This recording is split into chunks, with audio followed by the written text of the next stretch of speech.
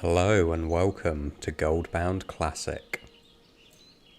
We're here in Elwynn Forest today, and we're going to see if we can't get enough gold to try and escape. We need 75 gold, and not giving any spoilers as to how much we've got, but we've been doing this for a couple of weeks now, so we're getting pretty close. We're doing well. And we've got all the farms down. We know exactly where the best mobs are, what the best routes are. So we're going to give them all a go today and see how profitable this evening could be. So for those of you that are new to the channel, we're doing a Zone Locked challenge with our dwarf here, Zone Locked. We started out in Dunmoreau, we've been to Loch Madan, and we're now in Elwynn Forest, and the amount of gold we need goes up by 25 gold each time. So in Elwynn Forest we need to farm 75 gold, which doesn't sound like that much, but in Classic it's a very, very tough sell. See, we've got quite a few of you with us this afternoon. Arcanol and Arthas over on YouTube, welcome. Big Burrito with the 5-bit cheer, good to have you here. And Zeth and Nunya, good evening. Good evening, how is it going?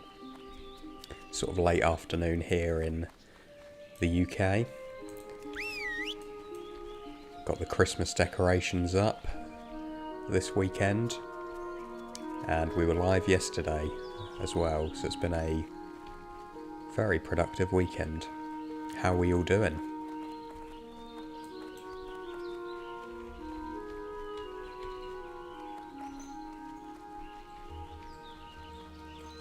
I'll give us a little chance for people to get in here, and then I'll sort of go through what our plan for today is. But the overall plan is just to chill out and have a good time. Because it's a Sunday evening, so it's prime chill wow gathering.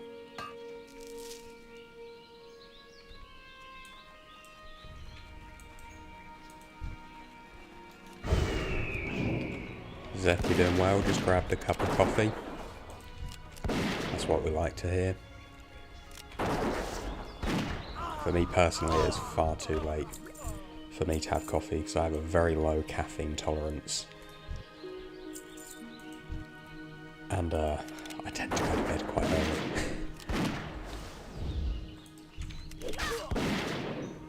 I actually made myself I tried to make a iced oat latte this morning at home. It did not go well because we've got a coffee machine. It's not the best coffee machine, I'm going to be honest, but it wasn't working, so I had to try and use the coffee grounds in like a percolator, and for some reason it did not go well, so I've actually not had any caffeine today.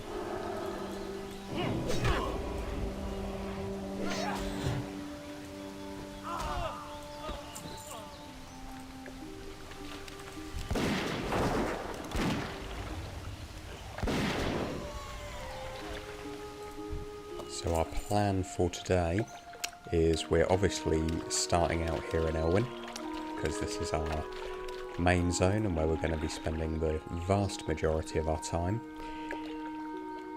And we're going to be doing a little loop and checking in on all of the rares. So we're going to go around the whole map, check on all of the rares and kill every single humanoid we encounter, because they have undoubtedly got the best loot tables. And then we'll head over to Loch Madan, check on all the vendors as well, so we'll do some vendor flips.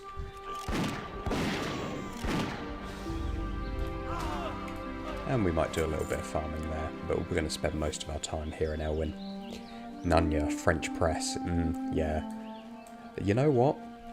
I do think I actually have one. I moved not that long ago, so there's still a few things I haven't unpacked. But yeah, I might need to go back to that.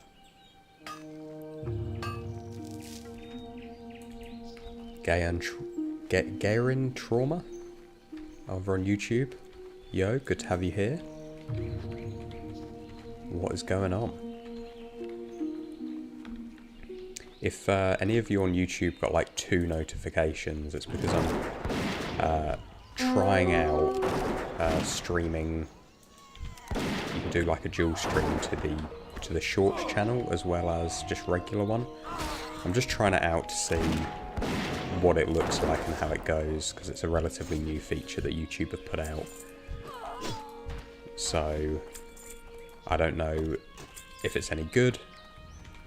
I'm not 100% sure that it's working because I can only see it in normal video format. So I can't see whether it comes up on the shorts feed, but I can't say I'm too attached to the idea. I just like to try all the different things out. But yeah, I do have a French press. So I will give it a go. Shakes patience, now I'm here. Good to have you here. Where were you before?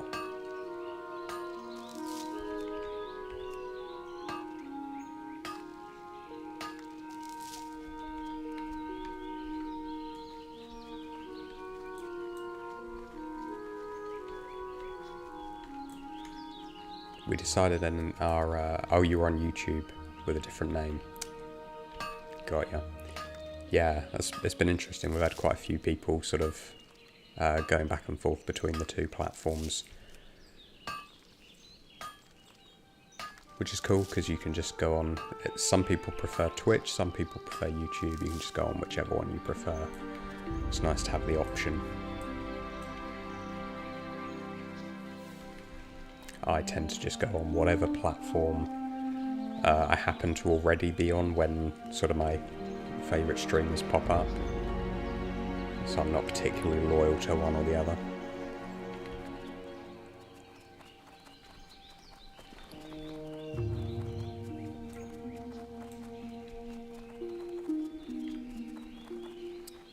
So we got Morgane the Sly there, but she just dropped the live boots, which are okay. They're worth a little bit of silver, about 18. Well, we sold one yesterday actually for 19 silver.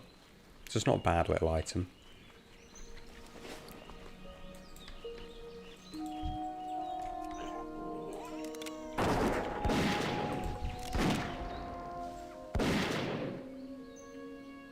Now we're hoping for, I think it's Gruff Swiftbite. Cannot for the life of me remember what his unique drop is, if indeed he has one. But he's surrounded by loads of gnolls. As you can see, we love killing gnolls because we just killed 400 of the River Poor Outrunners.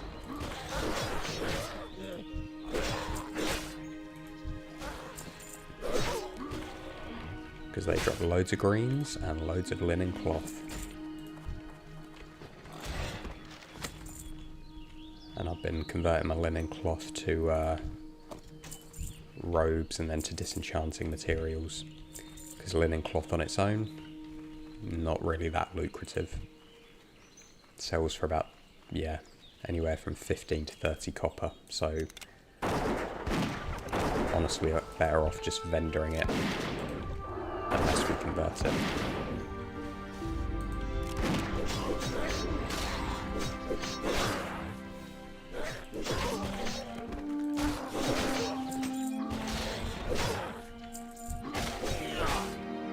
Veteran gloves.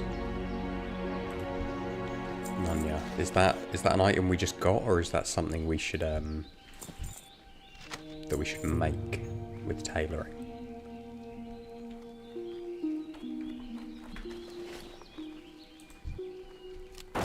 Ah, that's what Gruff drops. Gotcha.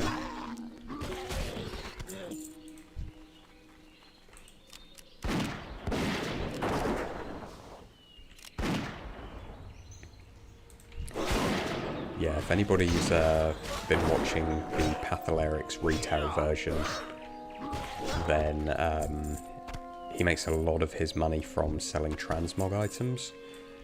Unfortunately, we generally don't have that luxury because there just isn't the same desire in Classic. There's obviously no transmog system. This guy wants a hand killing hogger. Not a problem, we're happy to help. So our rule is we can't group up if it basically benefits the challenge, but if we're just helping out a lower level player do a quest like this, then I'll take that. Thank you. Then that's cool. How generous.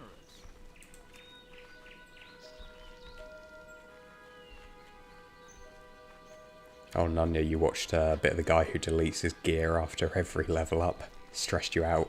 Yeah.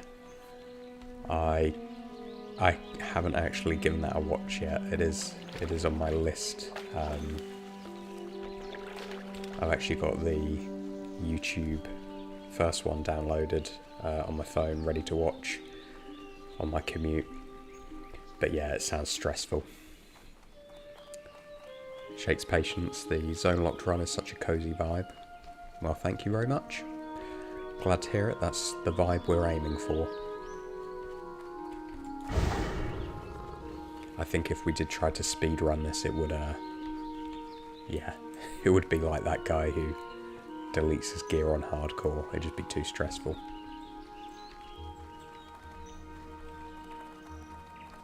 Arcanol, how has the money making been going? It's been going alright. It's been going alright. It's been slow relative to Lochmadan, as you would imagine, because we've only got lower level materials, lower level mobs, lower level everything really. So, unfortunately, the money making potential is just not the same in Elwynn. But I think we've been doing relatively alright. Is this guy a miner? He is. We'll let him have that.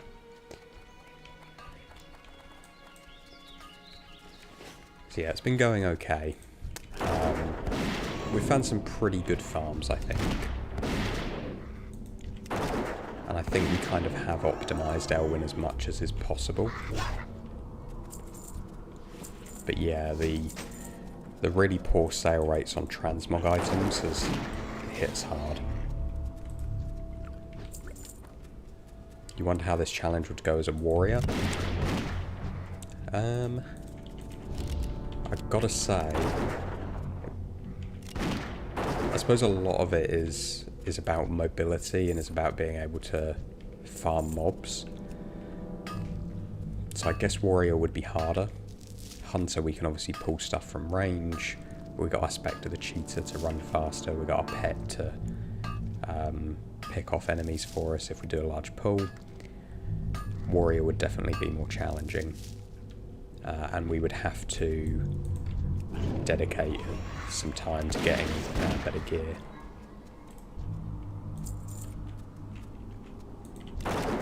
You thought I said I could backtrack to other zones to make money in Lochmadan if the money here wasn't good. Yeah, absolutely can. So we're not locked to Elwynn as such. All of the zones we've previously unlocked do remain unlocked. So we have gone back to Lochmadan a little bit, and we'll go there today actually, because there's a few things I want to check on. But by and large, I don't want to depend on old zones. And by that I mean I want to feel like I've fully explored all of the farms here in Elwynn.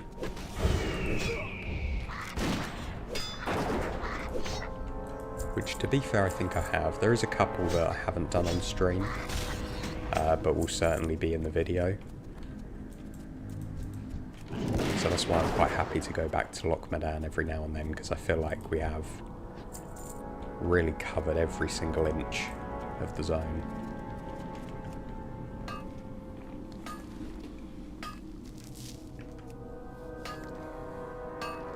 Did I remember to check the vendors in the Tower of Azura? You know, I didn't. I think that's probably the one thing I haven't done yet. We will definitely do that because we're going to be going past there quite soon, because I'm pretty sure that Narg the Taskmaster is not up. I've got to remember how to get out of here.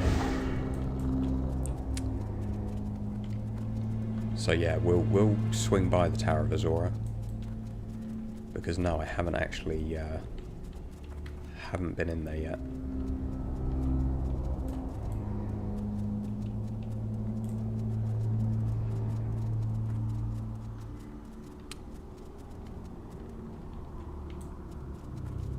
Man, imagine getting lost in the Fargadeep mine.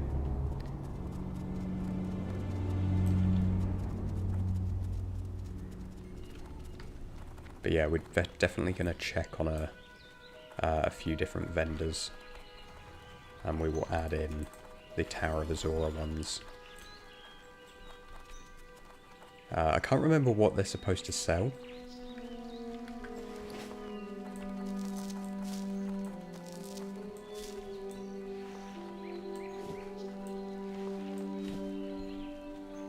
But I guess it's not a place that many people go, so... Oh, we've got a talent point. Let's increase our range. I need to change my talents because I've not optimized them at all. Oh, I left a chest. What, back in the mine? Oh man. I hate it when that happens.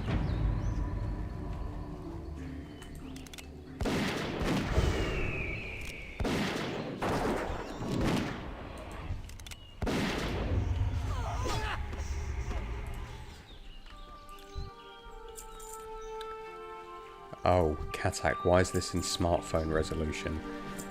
So, there are two streams. One is in vertical, one's in horizontal. But the vertical one, I think, it should only go to the shorts page. But it looks like it isn't. It looks like it's actually going into people's feed, which is not ideal.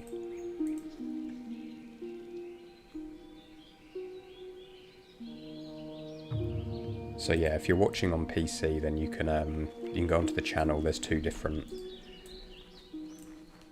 resolutions that you can watch in. I think it's quite a new feature. I think it only came out like a couple months ago, so there's probably still some issues with it.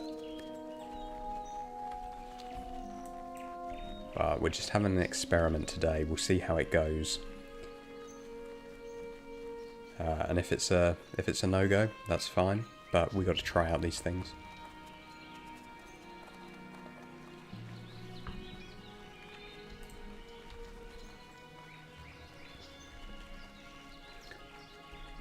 Okay, so the Tower of Azura. Pleased to meet you. Be seeing you. Right, I think from memories the vendors are right at the top, right?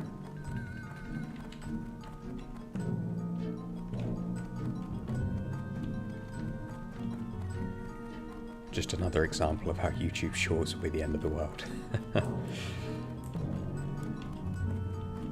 Yeah, I have to say I'm not a huge fan of Shorts personally.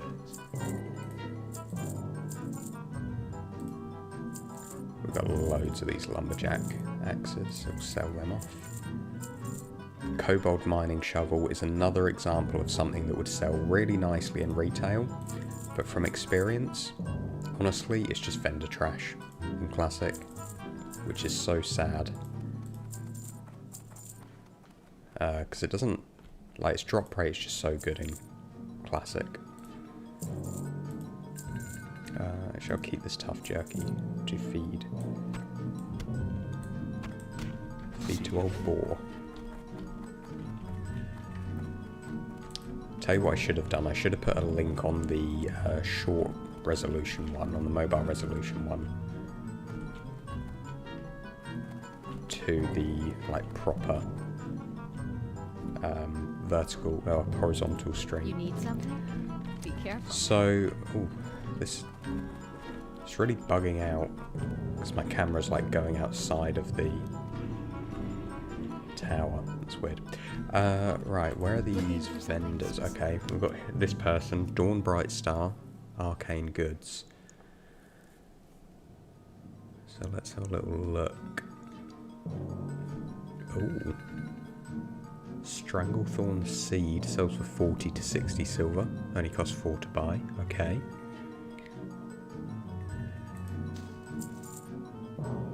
Rune of Teleportation. Rune of Portals. Symbol of Divinity.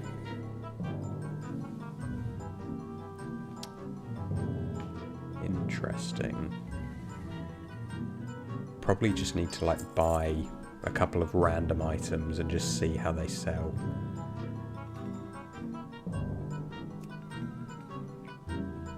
So what we got? We've got the wild berries that look like they sell alright, and the Stranglethorn Seed. Potentially a maple seed, it's only 2 silver, we'll give that a go.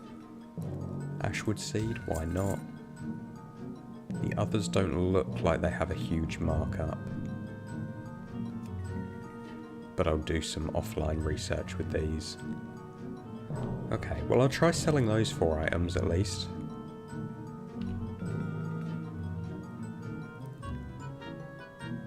And see where we end up. Good little tip. Nice to have a good variety of items. Right, what I'm just going to do is I am just going to put on the YouTube, I'm just going to put a link so that anybody watching these shorts can easily get to the sort of full resolution thing, just to eliminate any confusion.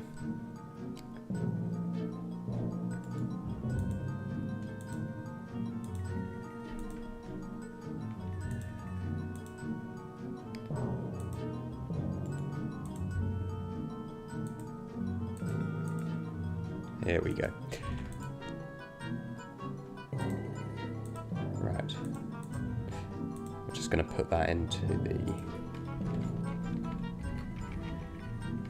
what's it called? Horizontal resolution.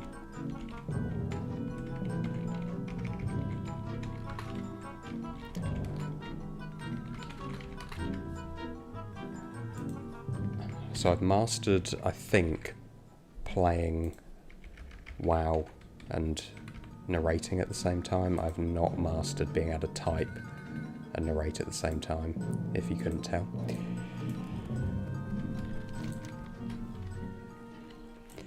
Okay, so vendors in Tower of Azora, potentially promising. Potentially promising. We've all got like 20 copper ore and some linen cloth.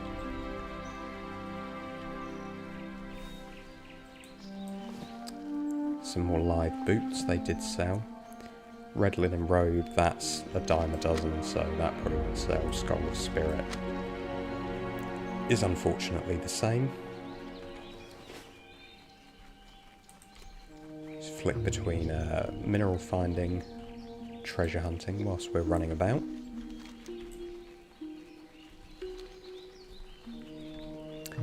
And if you're watching on Twitch, we do now have channel points. So something we unlocked the other day when we became Twitch affiliate. So there's a couple of, well, there's the normal things you can do with channel points, highlighting messages and such. But I've also added in a couple of things for some sort of higher ticket items. So you can propose a prediction.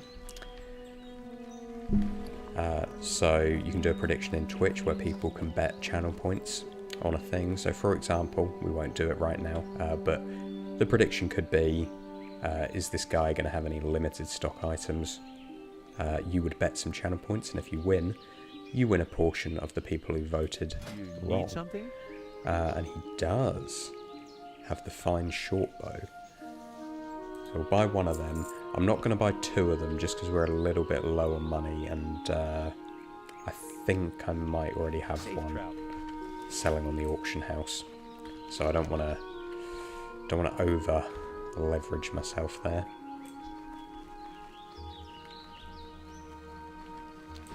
But fine shortbow's a nice little item. You can see we sold one a week ago for about 1.5 gold, and it costs what, 30 silver to buy, so that's a gold's worth of profit just for checking in on a vendor. Yeah, it's a really good find. Really good find. Anything limited stock tends to sell really well just because obviously it's forced rarity, right? Like if an item drop is rare, if you kill enough mobs you'll get it, whereas if a vendor item is limited stock, well, there's only a limited amount that can exist. So they tend to sell for a premium, so always worth checking in on vendors like that. The absolute best for limited sale items is the travelling merchant, who goes through Elwynn, Westfall, Redridge, Darkshire, Antonio Pirelli, I think his name is. It's rare that he's in Elwynn, but when he is, he has loads of limited stock items, weapons, gear, etc. So if you ever see him wandering about, either in retail or in classics, definitely worth stopping in and seeing if he's got any limited stock things. Right, we're not going to do a full farm of these gnolls, but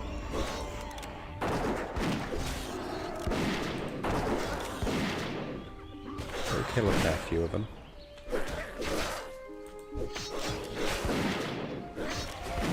Because they drop lots of linen cloth, lots of greens, so we just got a green off that guy.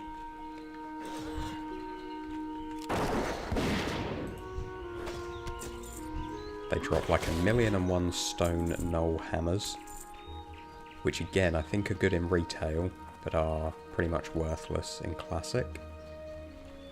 But what we're really looking for here is the rare, called Fedfennel, who drops the Pale Skinner.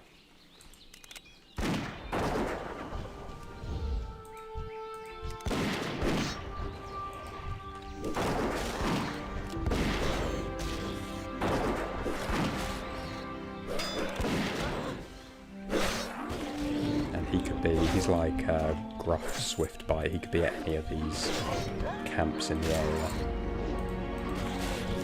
So we'll just go through them all, kill every single gnoll that we see while we're here.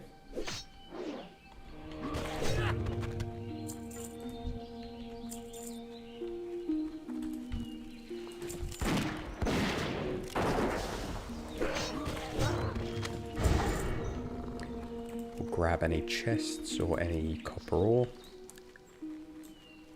and then we'll head down to the Jasperlode mine.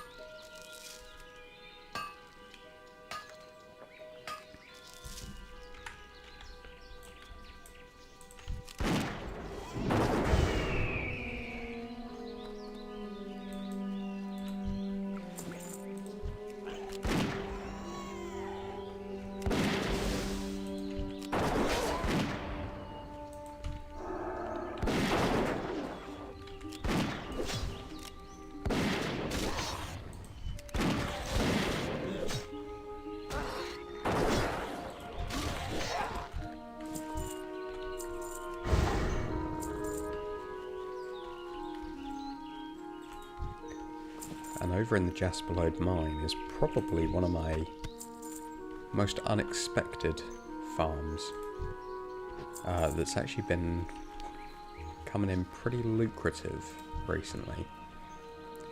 It's actually a farm that we discovered on stream as well.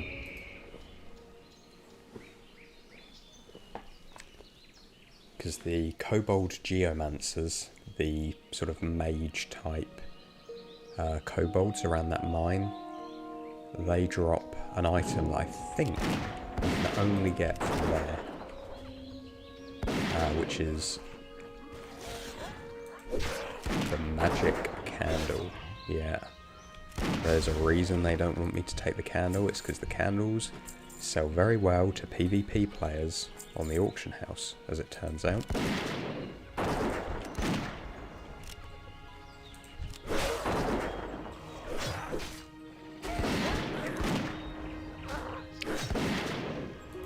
So we'll do a little clear of them as well, see if we can get any magic candles this time round.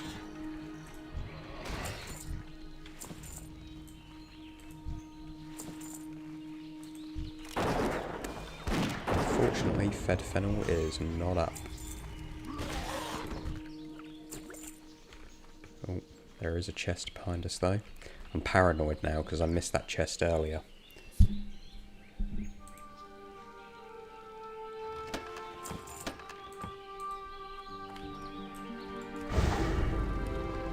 I absolutely love the chests.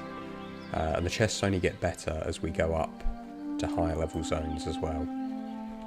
So we need to really be in the habit of gathering all of them. Because the chests have a chance to drop silver bars, certainly in low level areas. And silver bars sell for like 15 to 20 silver each. So we get a couple of them in a chest. That is well worth, you know, the junk bits of food and that we get.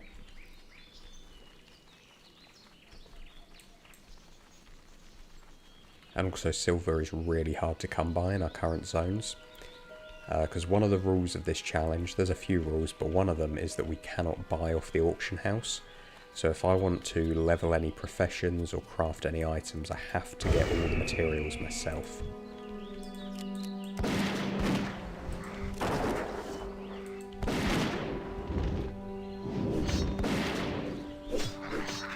So rare things like silver bars, not only worthwhile from a gold perspective, but also worthwhile from a crafting perspective.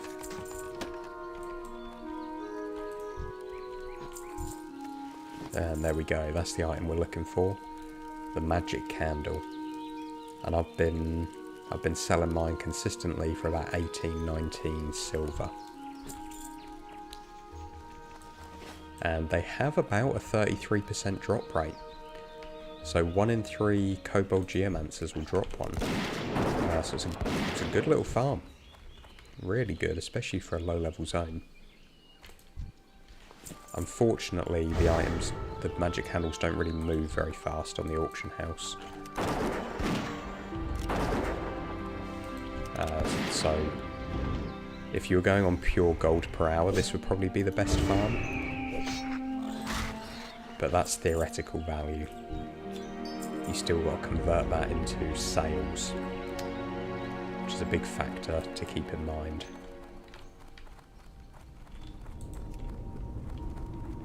Another treasure chest down here.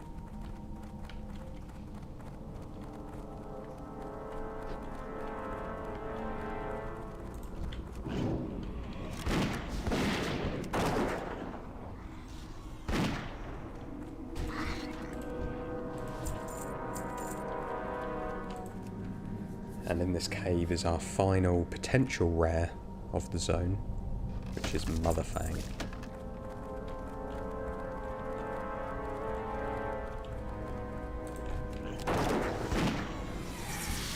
Two rare drops from Motherfang, the Brood Mother Carapace and the web-covered boots.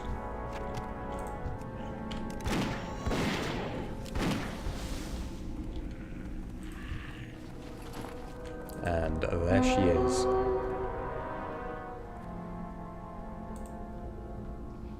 Now, what is her chances of dropping?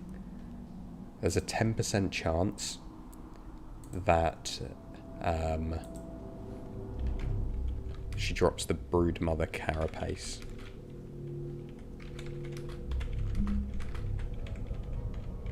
So what we're going to do is we're going to run a prediction on Twitch.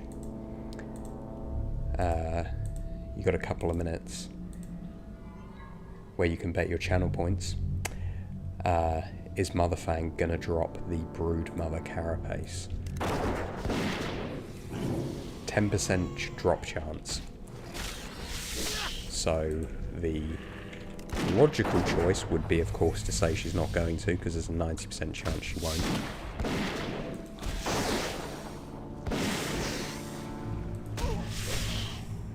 But there's some potential to make some money there. Or make some money, make some channel points. And I'm obviously not going to.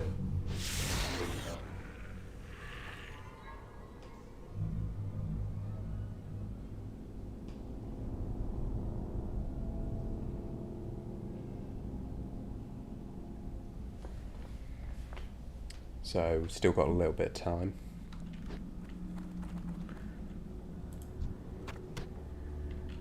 So I'll just kill the other spiders whilst we wait for that prediction.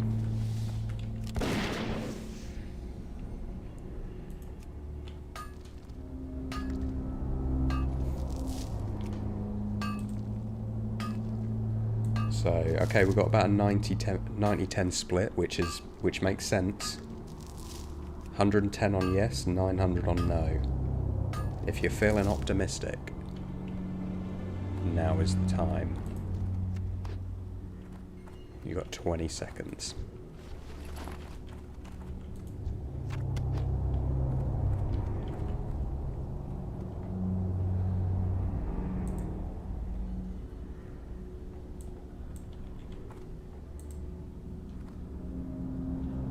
Mother-in-law Fang would have been a better name. Johnny Law, how much gold do I need in Elwynn? I need 75 gold in Elwynn, but bear in mind, of course, we are in Classic. Okay, submissions are closed, and we got 11% saying yes, 89% saying no. So let's have a look. We don't care if she drops the web-covered boots. That's got nothing to do with it. It's just the carapace. So, is she going to drop it? Oh, she does. She does. We've never got this before. And geez, actually that's selling, wow, 8 gold at auction, potentially. Wow. She did drop the carapace, so well done. 900 channel points going to the winners there.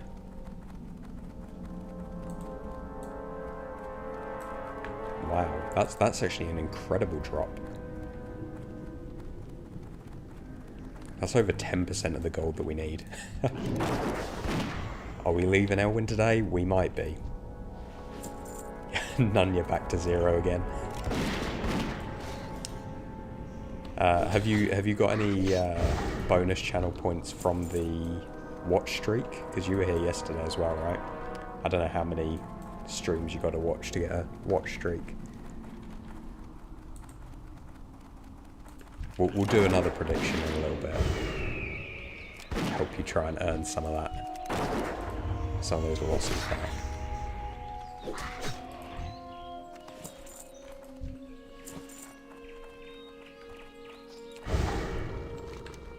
Okay, so those are all of our rare mobs. And that was a really, really good little run there. We got 30 copper ore, so that's probably worth about 60 silver. We've got 40 linen cloth, so that's worth about 40 silver, so that's a gold just in those items there. We got the Brood Mother Carapace, which, geez, if we can sell that for the price that TSN is suggesting, that's going to be amazing. Oh, actually, we've got some more linen cloth here. A couple of magic candles, a few green items, the fine short bow. Very, very productive little haul there. And we've got some of these vendor items here. These guys are surrounding a chest and a copper ore node, so it would be silly not to kill them.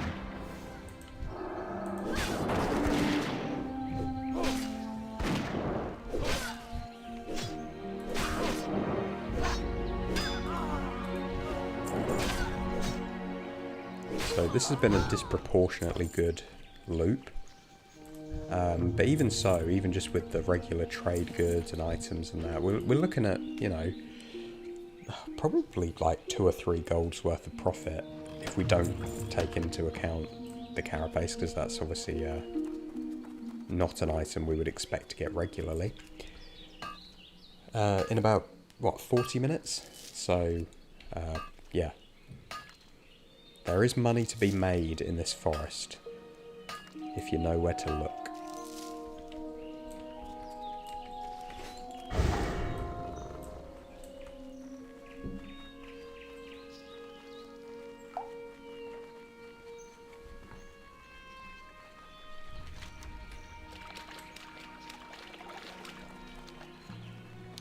So quickly run to Stormwind. We'll bank the valuable items. We'll sell the not so valuable items. And then we'll head to Lochmadan. And I'll show you some of the good farms we got there. So basically everything in these 2 bags we just want to sell. Just vendor trash.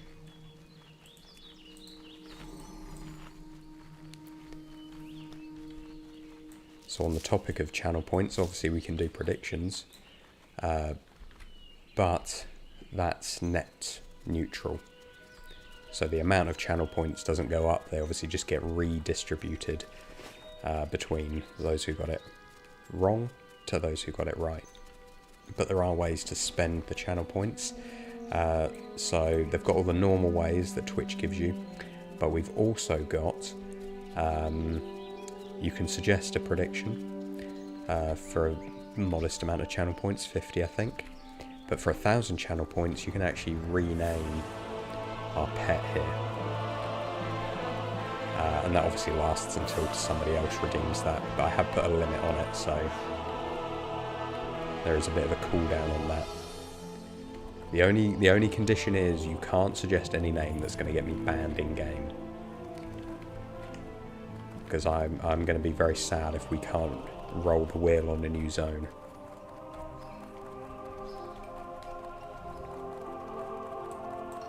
But yeah, if you hoard those channel points, or you get lucky with a couple of predictions,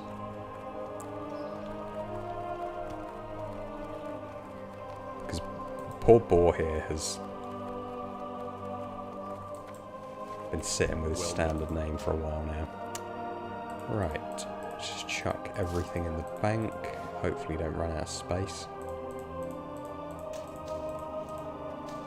And we'll come back later and chuck everything on the auction house. We actually have an auction house alt. Purely to keep the sales incognito. Light be with you.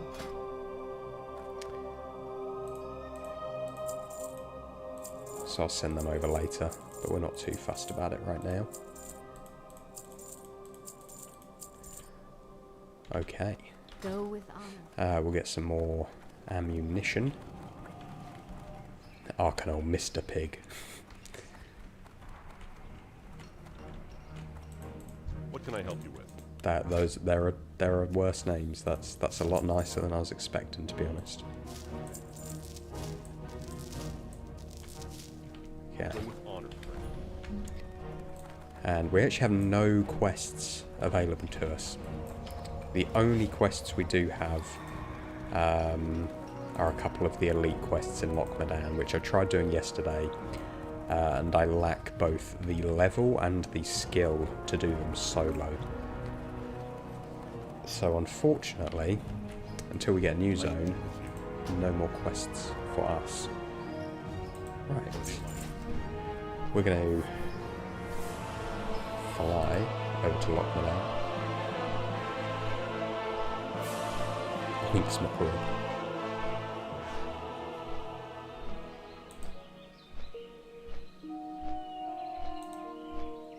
So I think off that prediction, somebody, I don't think I can see who, but somebody won 1,046 channel points there. So you got enough to rename the pet.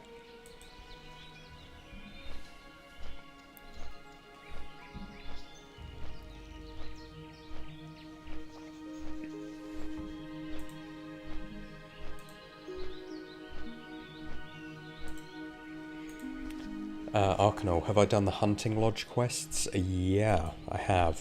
I think that one ends with Old Sooty, right? Which I have completed. So if you look, oh, actually, there is a couple of little breadcrumb quests to hand in,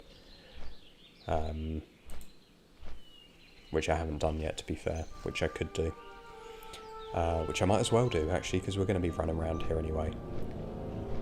Because there's quite a lot of really good vendors in Loch Modan.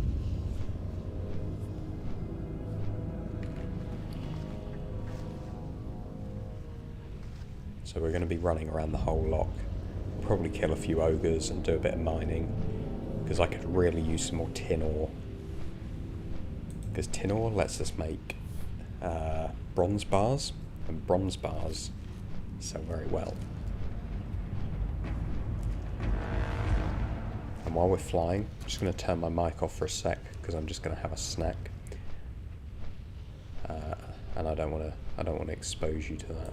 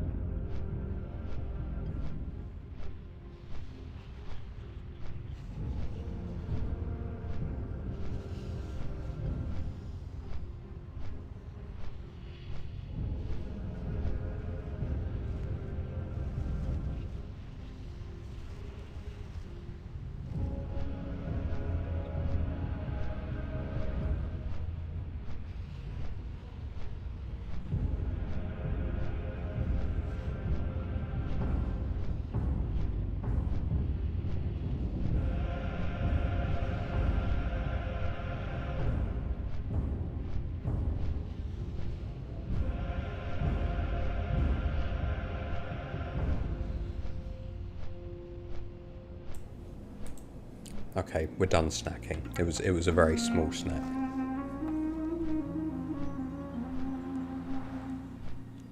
I had my dinner immediately before stream.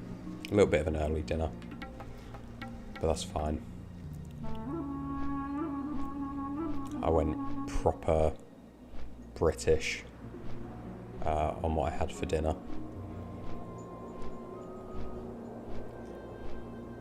And I will give, I mean, I don't think I can award channel points, but I will give kudos to anybody who can guess what my very British dinner was.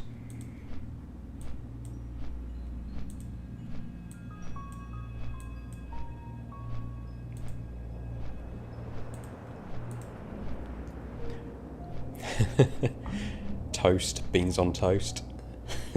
No toast was involved. Bangers and mash. Bangers and mash is closer. Cheese and onion. Cheese and onion. Cheese and onion crisps are the best flavour of crisps, and I will gladly die by that statement.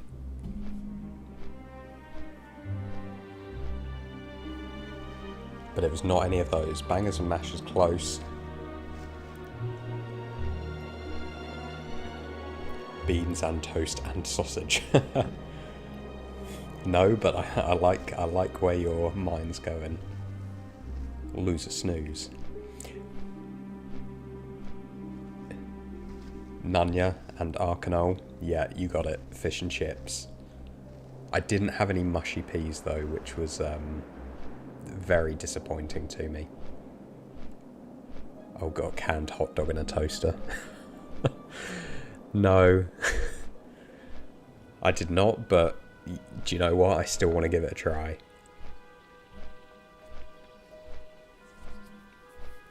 Oh, shepherd's pie, Dynamo, yeah. I didn't have shepherd's pie, but I do love a good shepherd's pie. I actually made a shepherd's pie. Ooh. Who's this guy? How are ya? Nothing of interest. I actually made a shepherd's pie a couple of weeks ago. Wait, can I buy 2 of these? Oh, that's a lot of my money, though. And I think I already have one on the auction house. I'm not going to buy 2 because I want to save my money for other things. Yeah, I made a shepherd's pie the other week. And when you like do the mince, I was putting in... I was supposed to put in red wine, but I didn't have red wine, so I put in red wine vinegar. But I put in too much red wine vinegar, and it was really, really like acidic.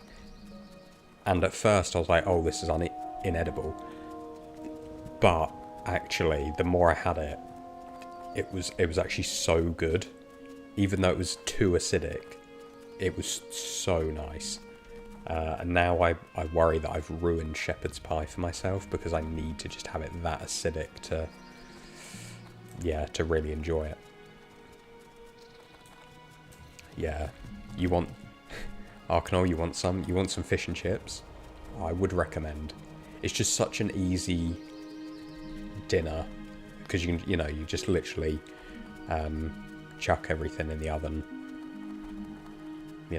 20 minutes, half an hour later, you got a great meal. Or if you're very lucky and you have a fish and chip van that comes round near where you live, I appreciate that is a very British thing.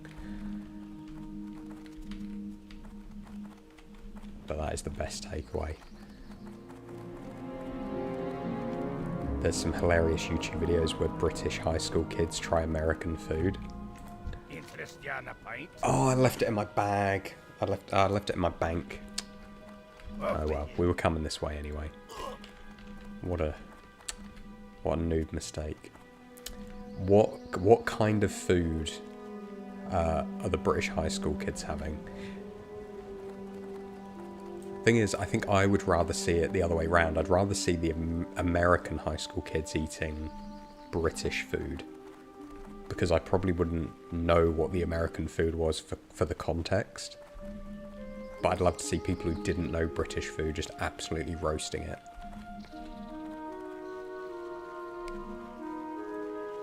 Yeah, the maces are more valuable. Yeah, we're heading to the mace cellar now. Jube Gold. Did I get out of Elwynn yet? Not yet. Not yet. We're just doing we're just running around, grabbing some stuff from some vendors.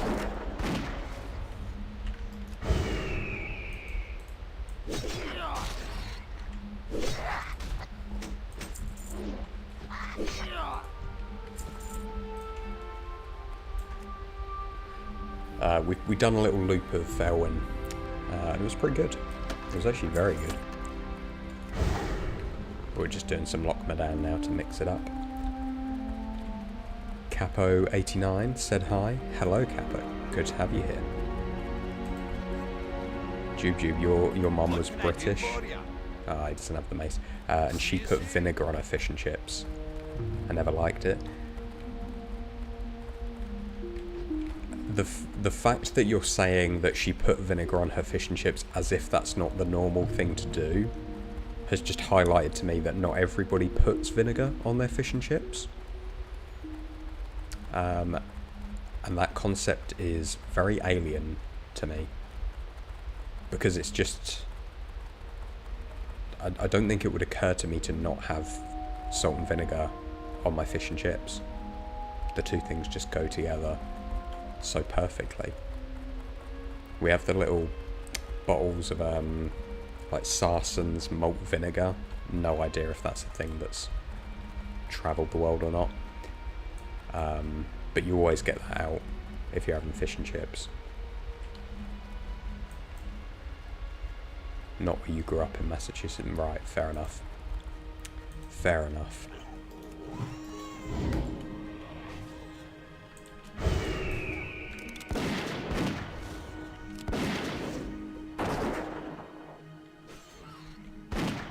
Yeah, some malt vinegar and some like sort of coarse sea salt. And tartar sauce, of course. Shakes patience, you're going to head out and grab some chips. I totally respect that.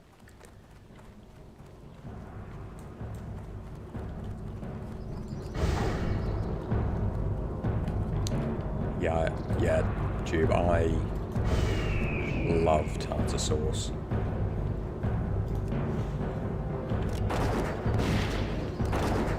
I actually went through a phase. There's a particular brand of tartar sauce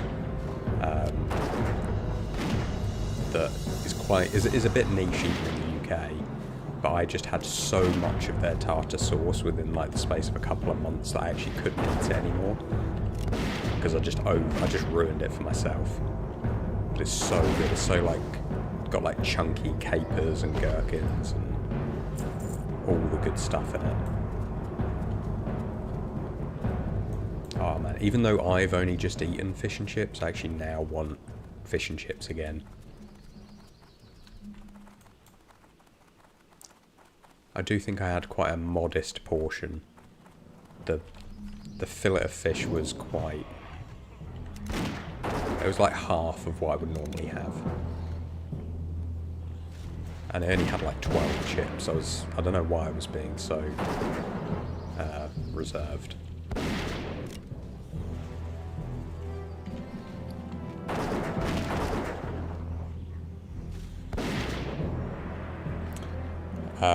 PM, the resolution is bad. So there's two streams. There's one for the shorts feed and there's one for just normal YouTube videos. So you may be on the one for the shorts feed, in which case there should be a link under the video where you can just click and you can see the video in the full resolution. So YouTube has just started doing the thing where you can stream to both. You can stream to shorts and to just regular videos, but for some reason the shorts version also shows up on like people's recommended as just a normal video. So if you're not watching on mobile, then it's not ideal, unfortunately. I don't know if I'm going to continue doing it, to be honest, because it sounds like it's just creating more confusion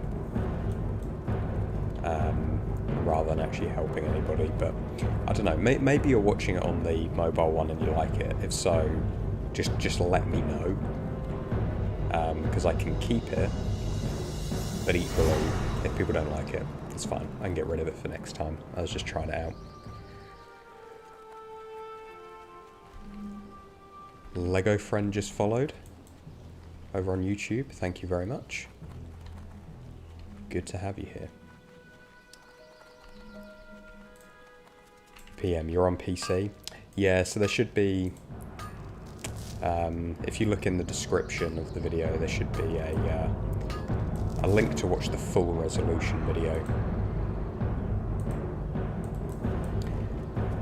I don't know why it pushes the shorts resolution one to you if you're on PC. It seems like a bit of a flaw in the system.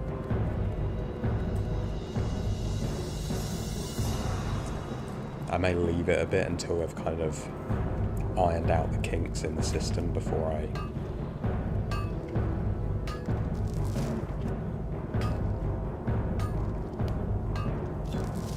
Ooh, Mossad Gate.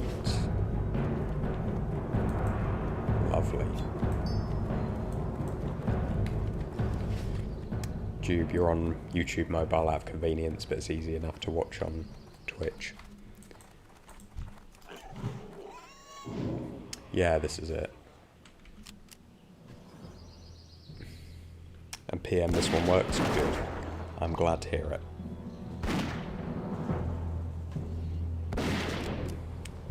YouTube is trying to deter people from doing long form. Shorts is better for them and for their ad partners. Oh dear. Well, that does not bode well for me because, yeah, I'm purely long form. I don't think that'll ever go away though. Shorts might become more prevalent, but I think there'll always be an appetite for long form videos.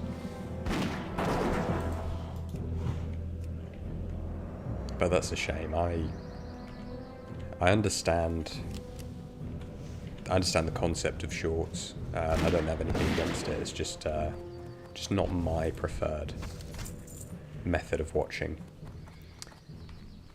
So yeah, my videos will always be long form. I might make the odd short just to try and, you know, kind of pull more audience in from the shorts crowd. But yeah, generally it's always going to be long form and streaming for me.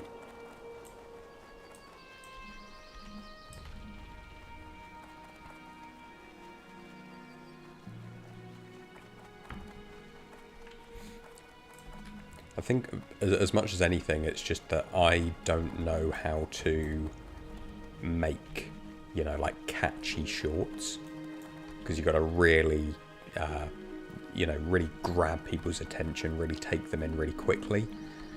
But you lose out on a lot of nuance, which is what I prefer personally. And all the content I make, I'm basically making it for myself, making it for you guys as well, of course. But it's my question to myself is always like, what is the content that I would want to see, and that's the content I'm going to make, because then I know I'll always enjoy making it. Is the theory, at least.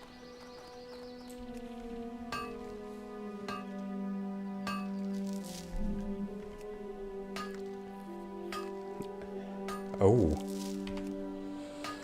Somebody's just redeemed some channel points. Big Burrito has just redeemed Rename My Pet. And fittingly, Big Burrito 487 has asked me to rename Boar to Burrito Boy. Your wish is my command. I don't know if Burrito Boy is too long, but we'll see.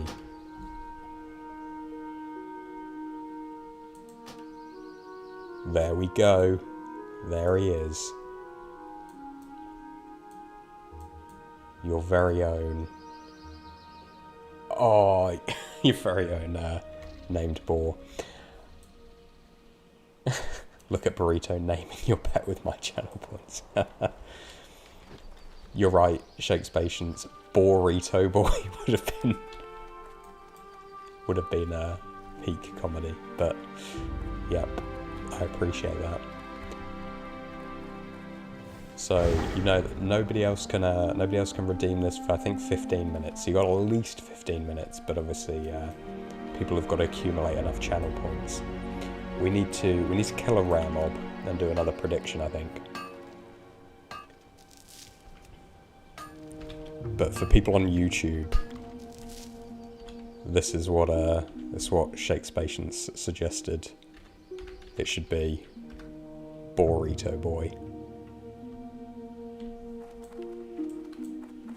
I love that.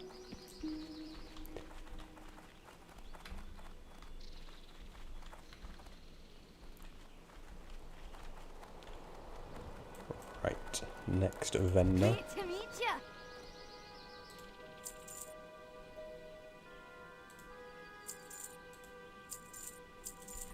See you soon. Well met. Oh yes, we've got the agile boots in stock. So these are really good. These are +5 agility, which is pretty much the best in slot item for anybody, any leatherweight, so rogues, hunters, level 15 up to probably like level 25 without doing dungeons. A really good item, really good item. I reckon we bought them for 26 silver. I reckon we'll be able to flip them. Stable boots, I bought them before. They don't really sell, unfortunately. But I'm very glad that they were there. I don't think there's any other. Rage potion. Yeah, I've got a few of them. But that is great. See you soon. Okay, let's hop down. Let's see if the rare trogs are there. Family time for you, Nanya. Have a great stream. Thank you very much. Enjoy the time with your family.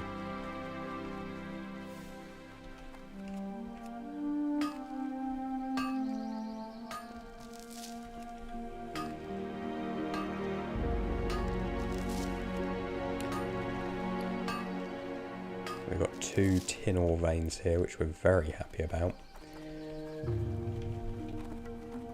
Because tin ore is pretty much the most expensive trade good that we have access to at the moment. Which is crazy, because the coarse stone sells for crazy, it actually sells for more than the ore. For about 7 silver each.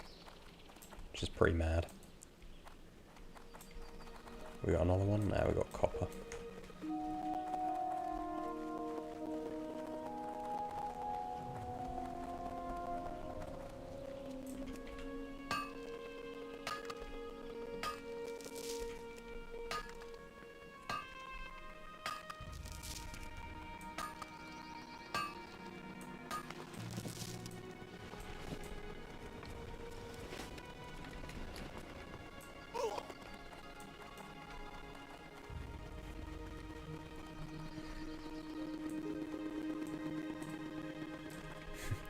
Dube, I'm triggering you. Sunday used to be your mining day.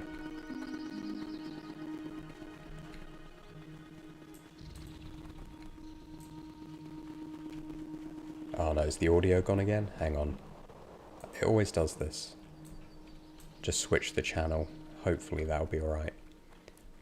I assume you mean audio stutter on the game, not on the mic. That should fix it.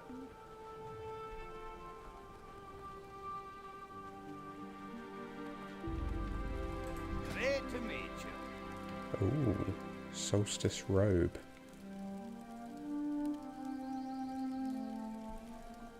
I don't think I've seen that before. It's most of our remaining silver, but you know what? Why not? I think we can flip that. Can we? 44? Nah, it's not the best item. Does it look cool though? Oh, it does look kind of cool. If I was like a night elf druid or something, I'd want that. Yeah, we'll buy it. Is the in-game audio fixed now? Because I switched the audio input, so it should... That usually fixes it. But let me know if it does not.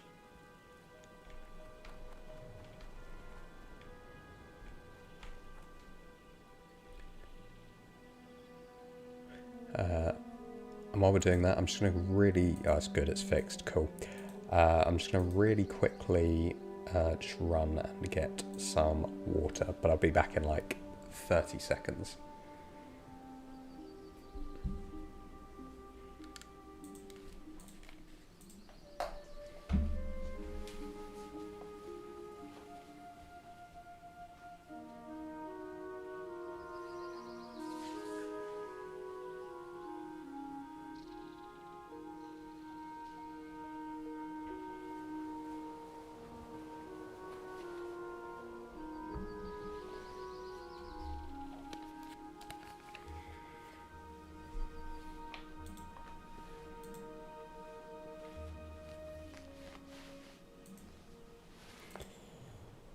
Okay, I am back. Told you that wouldn't take long. Audio's fine now, good. That's what we like to hear. Thank you for letting me know, because obviously I can't tell in real time. I can obviously go back and check things. And occasionally if we're taking a break I might just check something on another device, but live it's very difficult for me to tell. Right. There's 2 rare mobs that can come up here. Hopefully at least one of them will be up. So we've got Magosh and Boss Galgosh, which are actually... Funny story, in my Lockmadan video, I realised I called him Boss Galosh, which is not his name, it's Boss Galgosh, which is a little bit more fearsome than Boss Galosh. But I don't think anybody noticed. Until now that I'm drawing attention to it.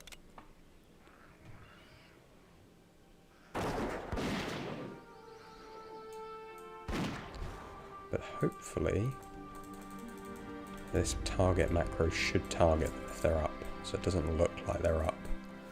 One of them spawns here in between these 2 bodyguards. one of them spawns on this hill behind me. So you should be able to just stand here, spam the macro, and if they're there, it'll show up. So I'm guessing they are not here.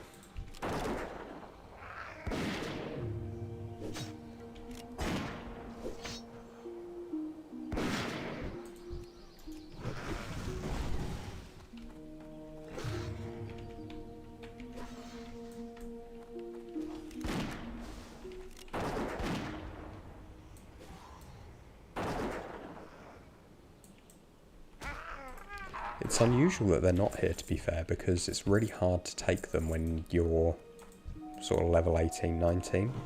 We can do it because we're level 23. But most people questing here can't take them out.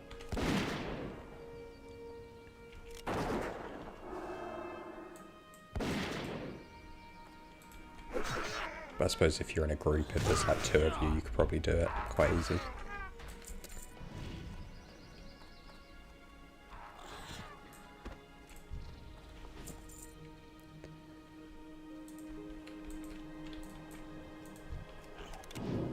We'll just kill a few of these because we've got a bit of rested experience. And these guys give actually pretty decent XP.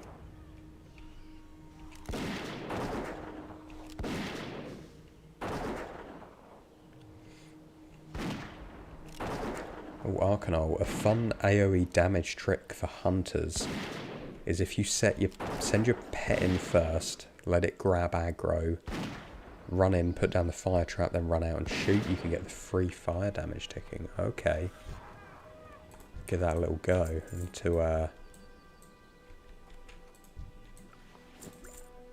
need to get my pet pulling a few of these enemies at once.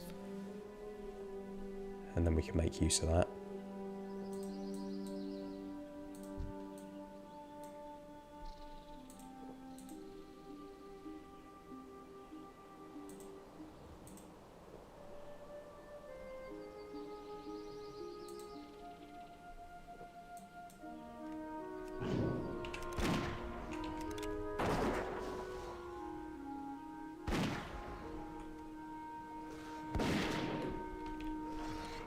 Usually just around this corner here, there's a few enemies all bunched up, so we'll give it a go. So I need to... Oh, and there's some tin ore. Lovely. So I need to send my pet in. Oh no, I'm too close. I've got it combat.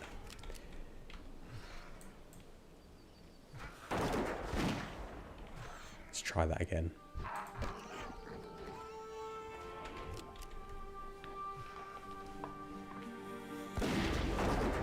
Yeah, I've never... I mean, I played Hunter a bit in Season of Discovery. But now I'm in combat and I can't put the trap down.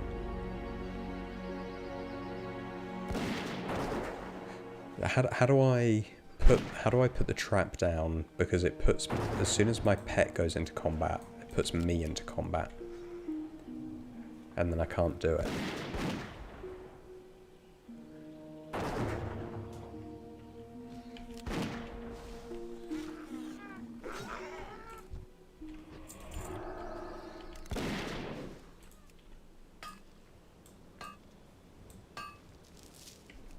I don't doubt your instructions, I very much doubt my ability to follow them correctly.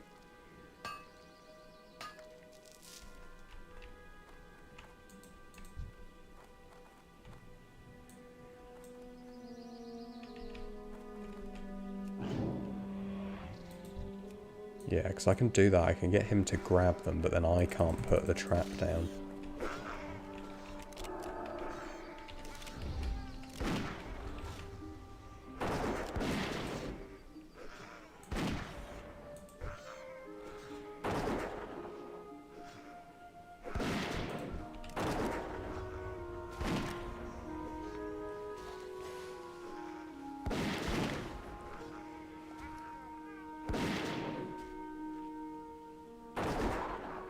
Oh, I see, it's all in the timing.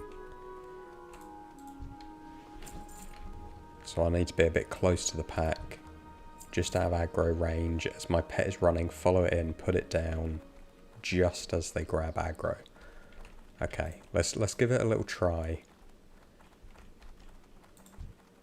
Let's just give it a try with just one of these, so... I guess I need to know what aggro range is.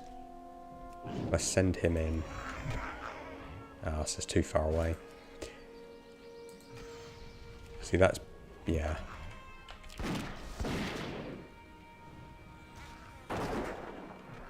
I can certainly see the benefit, because 105 fire damage is pretty decent damage.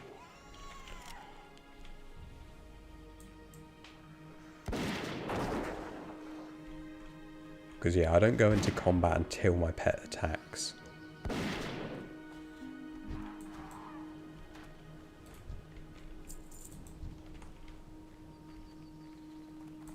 I suppose I need the whole pack to be bunched up already, right? I was sort of picturing it if he could go round, pick up a load of mobs. But I don't think I'll be able to do that.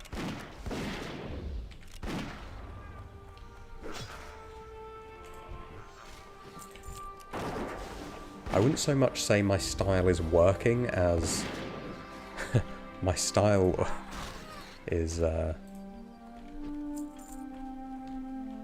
well, it works. It's definitely not optimal. Yeah, no, I played a bit of Hunter in Season of Discovery, but I've not played Hunter in like proper vanilla.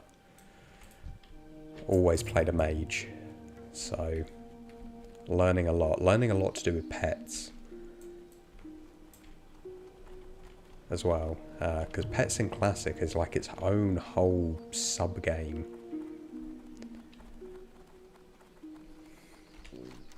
So we'll go around here because there's often some tin ore down there.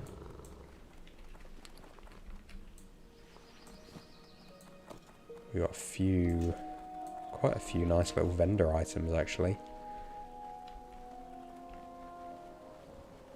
And then what I might do is some pool fishing, because I haven't done that for quite a while, but it is pretty lucrative. When you're playing Hunter, you often use traps for everything before you start shooting or sending your pet in. You like the fact that you can plan the battlefield before it kicks off. Yeah, that's something I've said before. I love the combat tactics in Classic. Obviously there's tactics in retail, but they're very, very different. Feel very different, whereas here, like when I was taking Old Sooty, when I was a couple levels lower, maybe level 21, I felt like I really needed to plan that combat. I couldn't just go in, spam a load of buttons and kill him. Had to really think about what I was doing and plan ahead. And I really like that about Classic.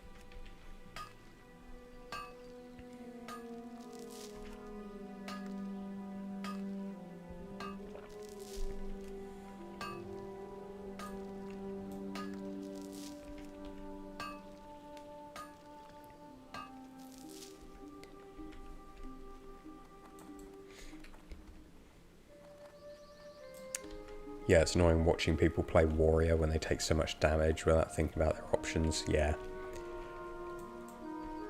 Yeah, I think people get used to the retail style of play. And they just, yeah, like I say, just go in and kind of spam buttons. Which is not the ideal way to play Classic.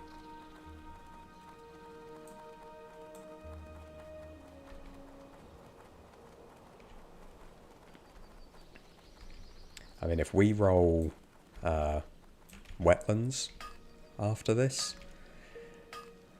not wetlands, sorry, badlands after this, then we're going to really need to think about our combats. I'm not sure if there's any amount of thinking about combat that's going to help us, but we can at least give it a go.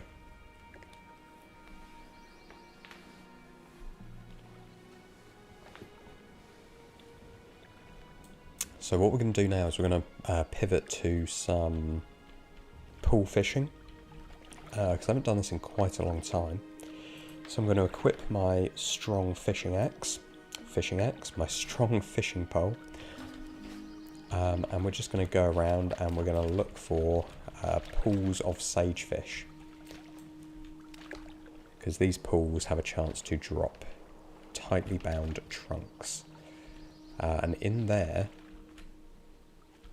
trunks, there is a variety of nice items.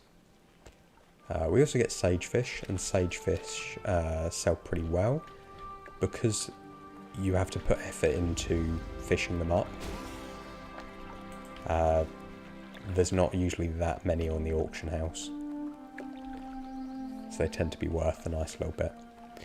But you can kind of see there's a kind of natural path we want to follow, because I've got gather mate. Whenever I've seen sagefish schools, they show up here. So we kind of want to go up around the shoreline and then round these islands.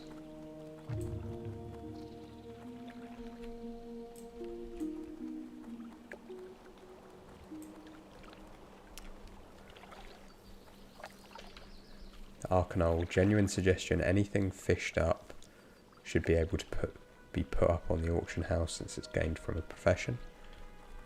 Yeah, 100%. We will be putting all this stuff up in the auction house for sure. We may disenchant some stuff. Donamo, what happened to Elwynn? We did a loop of Elwynn. We're just going back to Loch Madan at the moment. To mix things up a bit, to be honest, because I've spent about 25 hours in Elwynn at the moment. And we can go back to old zones.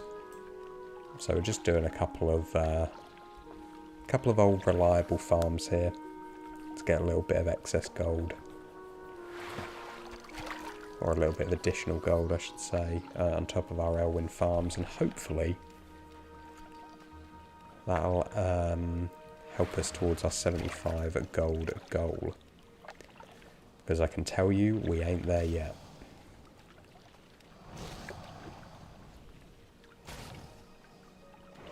You can find some good rings from fishing. That is good to know, because I do not have any rings yet. I don't have any jewellery at all. Cannot wait for jewel crafting to become a thing.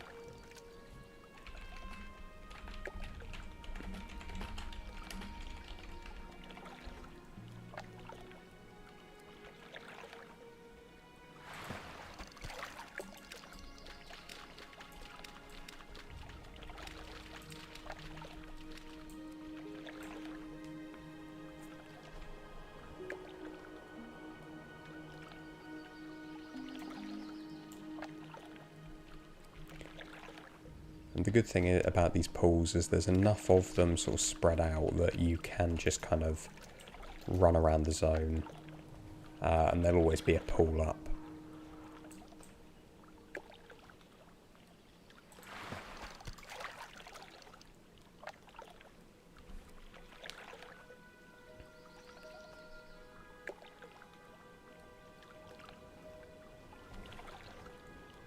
I can't believe how much experience we've got though.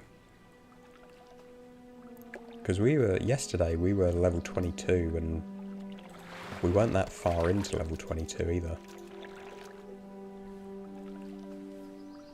So those ogres and trogs really catapulted us up.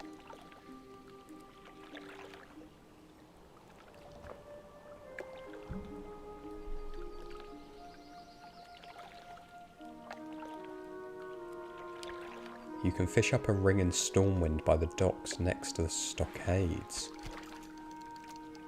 That is good to know. Is that the one ring, or is that something else?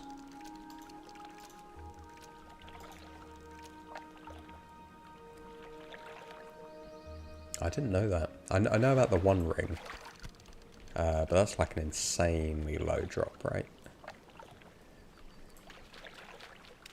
If we got that, if we fished up the one ring, oh, it is the one ring. What is the drop chance on that? Because I think if we got that, we'd probably skip like 7 zones. I love the little tooltip on the One Ring. The little like inscription or whatever it's called. Always makes me chuckle.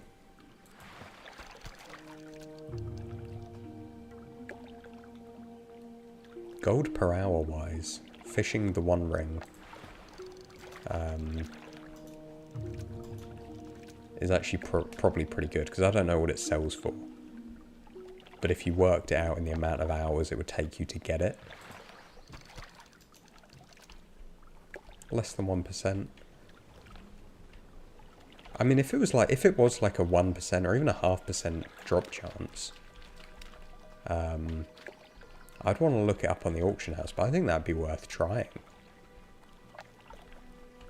Because, like, to do, you know, a couple hundred fishing casts, like, there's not that long a farm compared to some of the farms we've done. Well, as you can see, I'm willing to invest the time. So if I had to fish for a couple of hours, but it got us a ring worth like 100 gold, I'd take that. Oh, we've got our very first tightly sealed trunk. These are what we're really fishing for.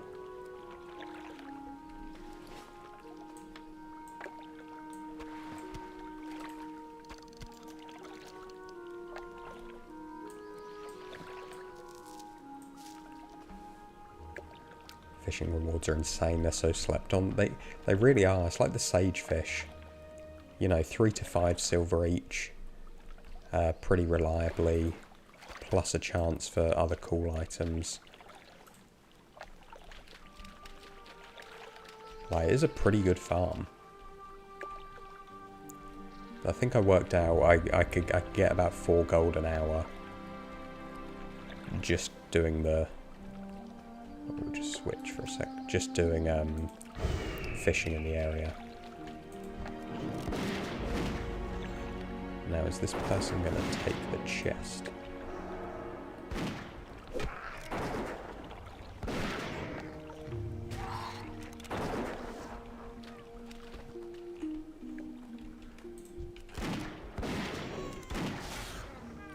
Yeah, Rumsey Rum normally does sell well. I've had a few up on the auction house and haven't managed to sort of...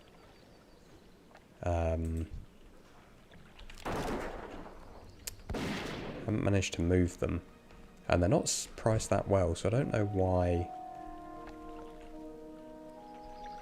Okay, is this guy going for the chest, or does he not care about it? No, he's going for it. It's fine. He earned that chest. It would be wrong of us to take that from him. Fishing can also get you bags. Yeah, bag spaces are bag space is the real enemy of this challenge.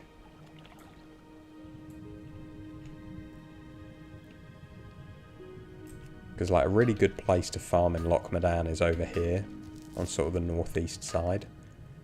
But you're quite far from a mailbox.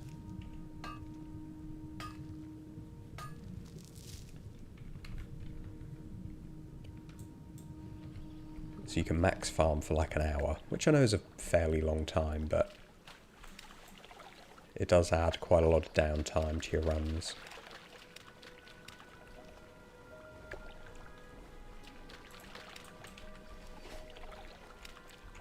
Am I opening the trunk? Yeah, I'm going to get a few trunks and then we'll open them all at once. But yeah, I'm definitely opening the trunk because I can't sell the trunk as it is, so I don't know if you could trade it. Not that I'm allowed to trade, but I don't know if you can trade locked items or containers like that.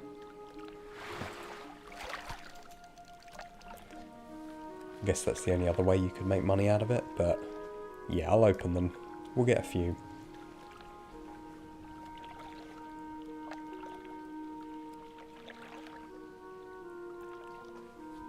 can't remember what the percentages are. I think there's like a 10% chance to get a green item, so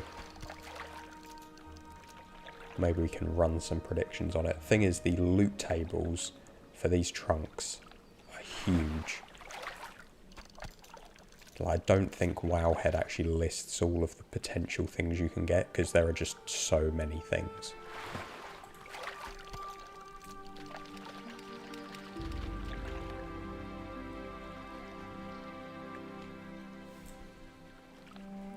It'll probably be cloth and milk. Oh yeah.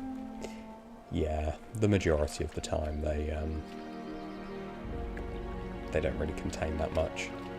I think I did work out somewhere the average value of one of these trunks. And like, it's decent. Like, it's okay. It's not amazing. Right, let's go up the shoreline.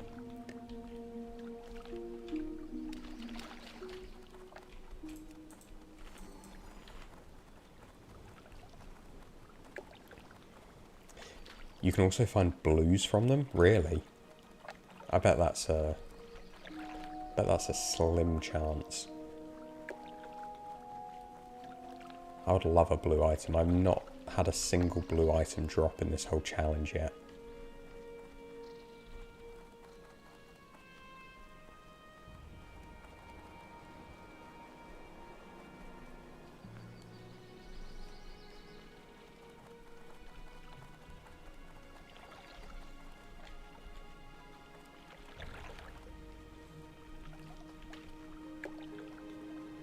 But yeah, could you imagine? We only get the one trunk. We open it, there's like a blue item worth like 30 gold in there.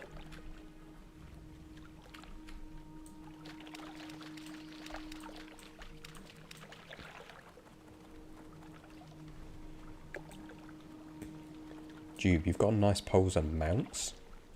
Is that on retail? Or are we talking... We're talking on classic.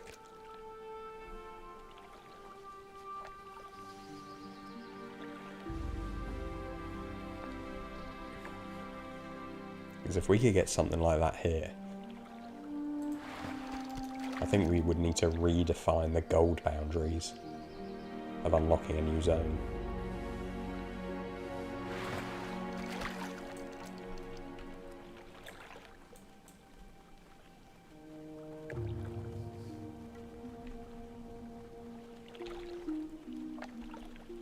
Oh, not classic, okay. That's fair. Oh, on Wrath. Okay, yeah.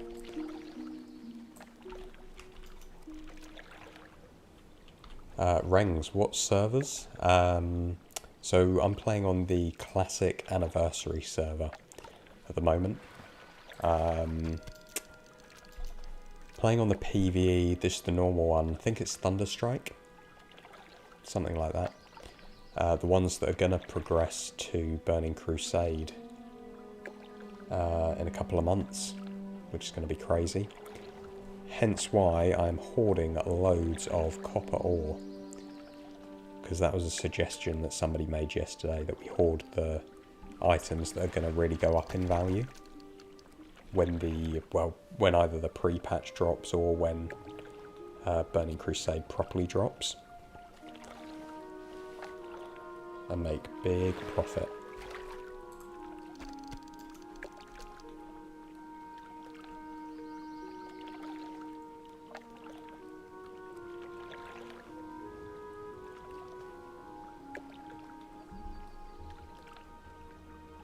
So yeah, copper ore, gems, a lot of trade goods really, because people are going to be making alts and they're going to be wanting to level up professions. I haven't really kept much leather, but maybe I should have. I don't know if that's going to be as in demand. Ore is going to be more in demand because jewel crafting is going to drop. So that's going to be a totally new profession for everybody.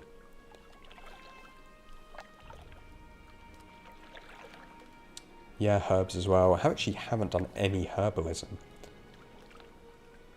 which is a bit crazy. Just because I kind of looked up the value of herbs in the zones that we were in, and it was so low. I didn't really bother.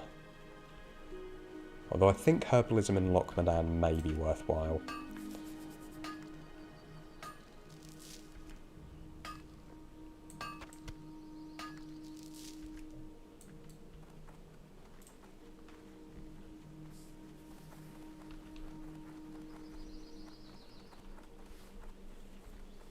But yeah, all trade goods really. I mean, the only problem is I don't have a huge amount of bank space. So I'm kind of having to keep things fluid, like, you know, sell a lot of items. Can't hoard too much. But I'm holding on to a lot of copper ore just because I can see that being a very good investment. I wonder where we'll be. I wonder what zone we'll be in when Burning Crusade drops. Because my rough goal, and this is obviously very dependent on the winds of the market, but my aim is to get a sort of a new zone and do a video each month. So I'm hoping that in sort of mid-December we'll be able to escape Elwynn. I hope. I think it's going to be tough, but I think it's doable. And then it really depends which zone we get next, because we need to get 100 gold in the next zone. If we get Badlands, yeah, no way we're escaping that in a month. But if we got like the wetlands, I think that would be totally achievable. So potentially we're like two zone rolls between now and Burning Crusade. So I'll be very interested to see, because that's a lot of potential zones.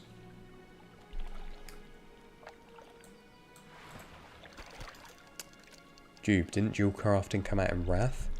I'm not 100%, I'm pretty sure it was Burning Crusade, because the Draenei racial ability, or one of them, is that they have increased skill in dual crafting. And I think that was there from the very start. I think they coincided that with Burning Crusade. Wrath brought us achievements, and I don't know what else. Was there a profession with Wrath? I hope there's dual crafting, because I'm really dedicating a lot of my bank space to the idea that it is.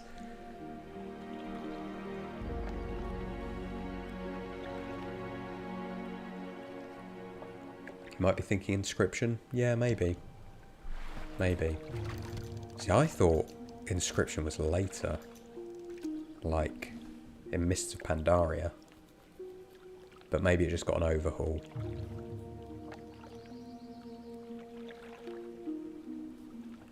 Yeah, it's crazy, all these things we kind of take as just part of normal WoW. Actually, a lot of it wasn't in Classic.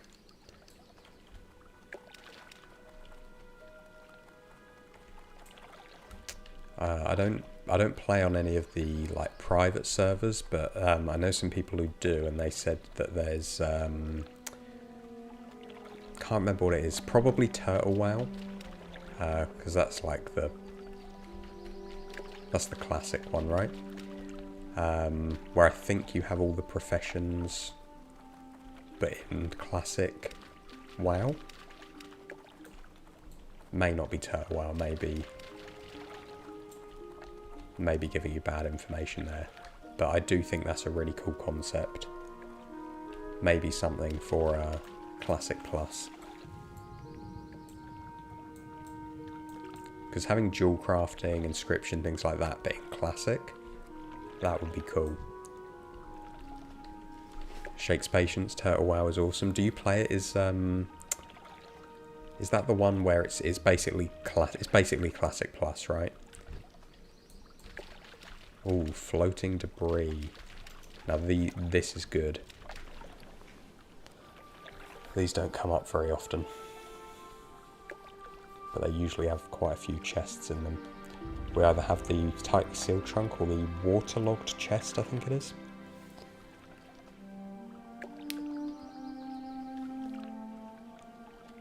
Because there's one that I always get adverts for, private server, where it's like you can basically do whatever you want, but I think that's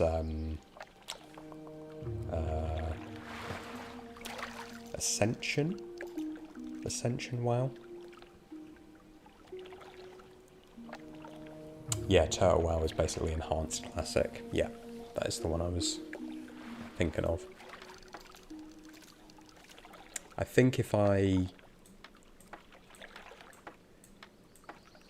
wasn't wanting to do like streaming and making videos about WoW, I would probably give them a look.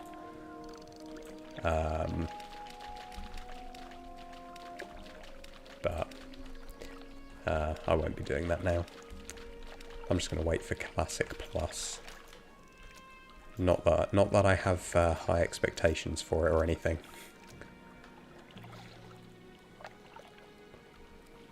As convenient as Inscription was, it took part of the social aspect out of the game, because you no longer had to find an enchanter. Yes, that is very true. That is very true, and a lot of new mechanics they've introduced to the game have kind of been centered around that idea of making people more independent, which is, you know, has its pros and its cons, but you're right, it really has taken the social part of it away.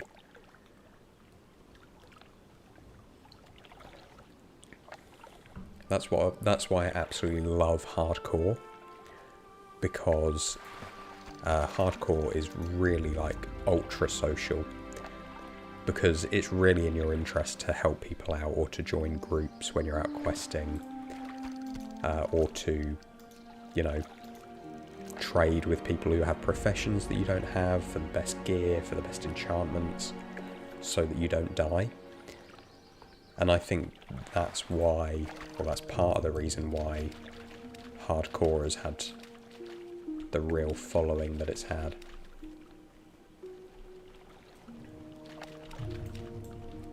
I'm fully expecting there to be a hardcore classic add-on come out when Burning Crusade comes out, because I don't think Blizzard will do a hardcore Burning Crusade, but I'm sure the community will make an add-on for it. I think there's such an appetite for it.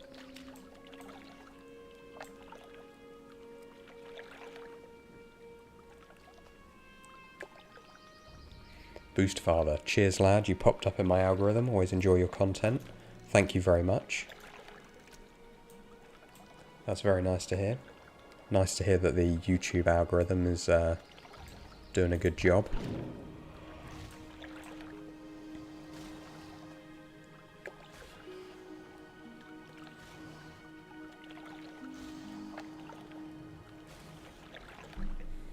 We're just doing a little bit of fishing here in Loch Madan. We have been over in Elwynn Forest for the first bit of the stream, but I wanted to mix it up, wanted to check on some vendors, and we're just doing a bit of chill fishing here this evening. Gonna get some tightly sealed trunks and some waterlogged chests and then open them all up.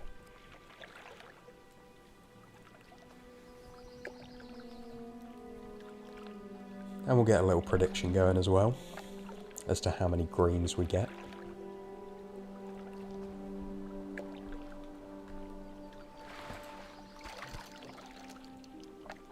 I don't know about you guys, but I absolutely love the prediction feature. Not that there would ever be any incentive for Twitch to do this, but I really wish you could easily cross over that function into YouTube. I know they would never do it, because why would they not want to attract more audience to Twitch, but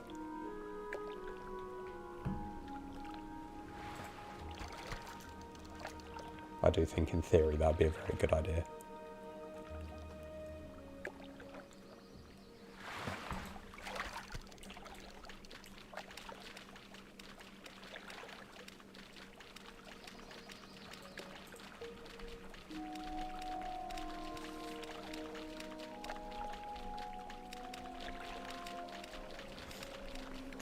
And kind of on that comment, Boost Father, I really enjoy going into like the data side of YouTube and Twitch. And one of the analytics that you can see on YouTube is what other content your viewers watch. So it'll give you like, say, 5 or 10 videos, and it'll be like this. This video, like 10% of your audience also watched this video. And it's really quite cool because it's all the same sort of content that I watch. So obviously there's a lot of patholerics in there. There's a lot of... quite a lot of you are watching the Goldlocked challenge. That's pretty good. And all, as you would expect, a lot of WoW challenge series. Which does make sense, it's not surprising. But it's very cool, and I also use it to get my own video recommendations of like what to watch next. Because I kind of make the videos that I like to watch, so if you guys are watching a certain video, then odds are that I'm probably going to like it too. So it's actually a really good, like, personalised recommendation.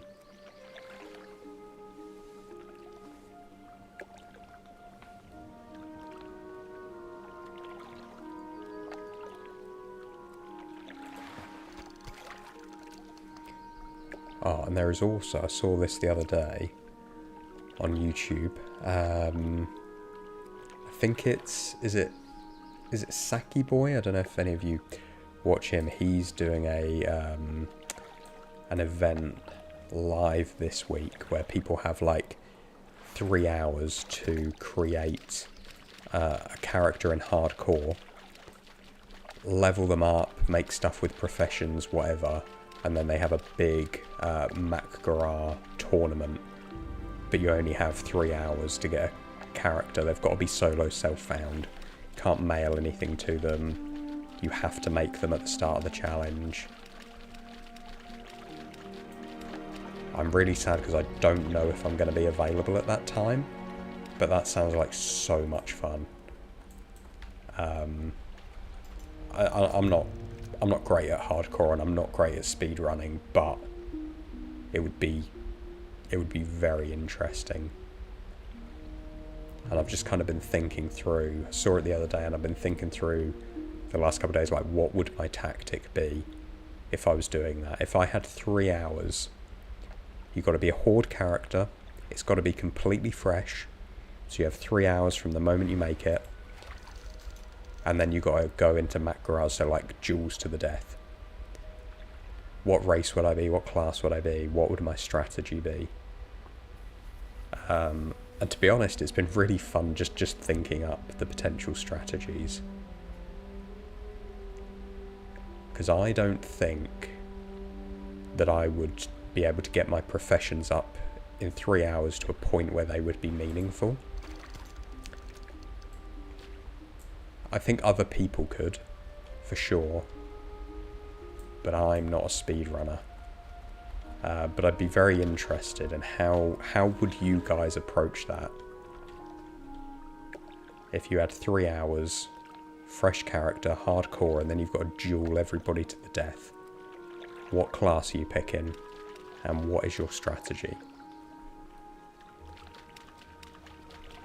And I'll share my strategy as well, because I don't think it's the most sophisticated strategy, so I'm not worried about anybody stealing my great idea.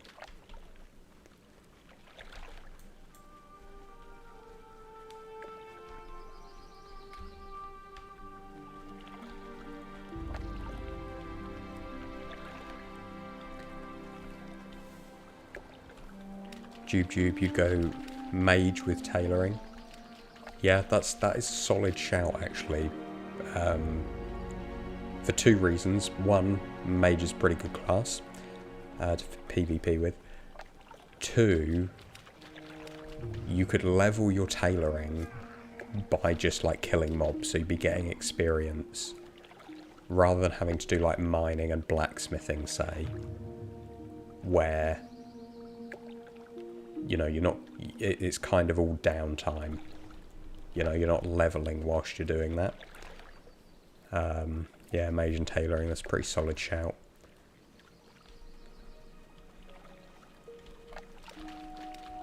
And what would be the best? I think probably, if I was going to do that, if I was going to do mage and tailoring, what options have you got? You could go troll or you could go undead.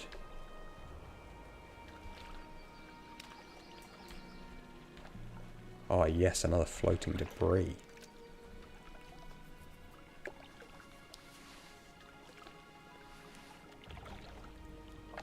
Yeah, which race would you go for?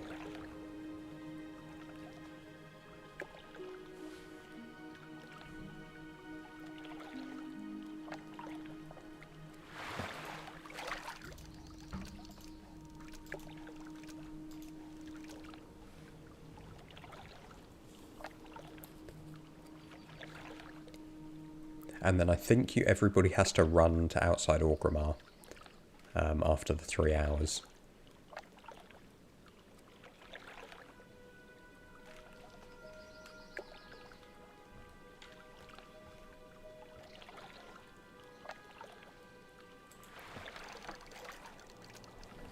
You go on dead. I think I'd go on dead as well. If for no reason other than there's a lot more humans in the undead starting zone. So you've got a lot more cloth potential. Whereas trolls... I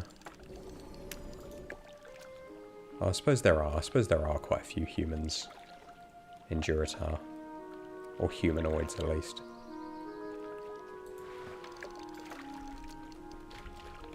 Okay, we've got 6 of these chests now. What I'm going to do is I'm going to do one more run down the coastline. And then when we get to Thelsamar, we'll do an opening. And see what we've got. So, yeah, so my thought is not dissimilar. I think I would go Undead Priest.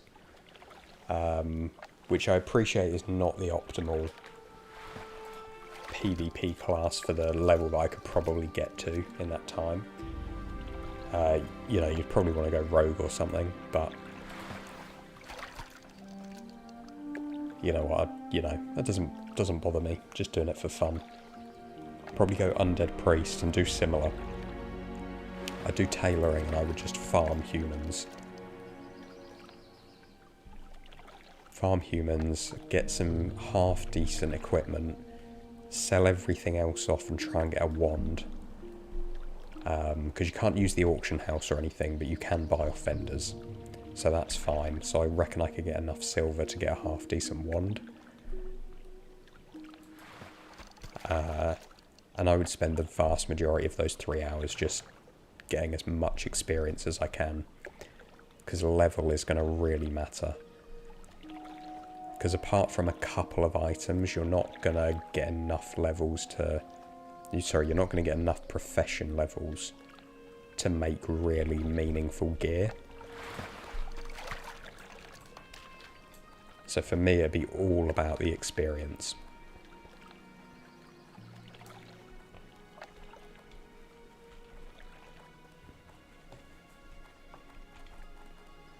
Arcanal, Night Elf Priest. You would have a heck of a run to Orgrimmar.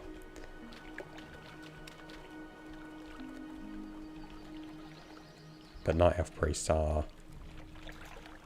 I'd say, one of my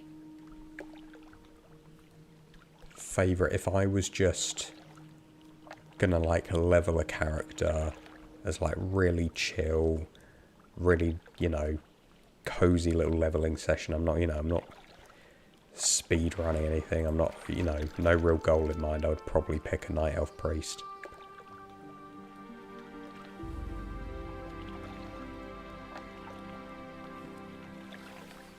I just love the starting zone of Teldrassil. And the surrounding zone. Yeah. But yeah, I think for this particular one, for the one that Saki's doing, you do have to be Horde. But yeah, if I was just picking anything, I would go Night Elf, just because I just love their starting zone. I don't necessarily think they're the optimal race and class to play, but tailoring is really good on low levels. It is, yeah. Yeah, no, tailoring is definitely the way to go. You don't want to go like mining and blacksmithing. You know, it's fine. You'll get some half decent stuff, but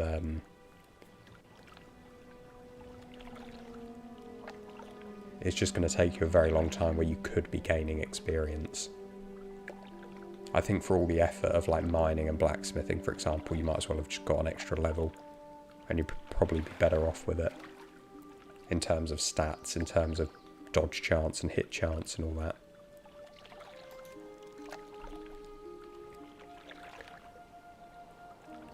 People sleep on the star shards and the increased dodge spell. Yeah, that's very true.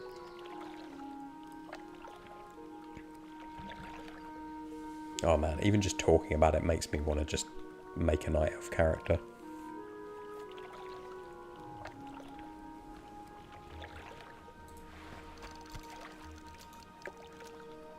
I just find the Night Elf starting zone just so cozy. It's enclosed. It's not dark in the way that the undead zone is dark, but yeah, I don't know how to explain it. If you know, you know. And if you wait a second after casting Star Shard, you get a mana regen tick. Now that is min-max. I feel like you should enter this tournament, Arcanol, because that's what's going to make the difference. Levels, gear, all that is going to be important, but people who know their class know how to sort of fight in the optimal way, they're the ones that are going to win it.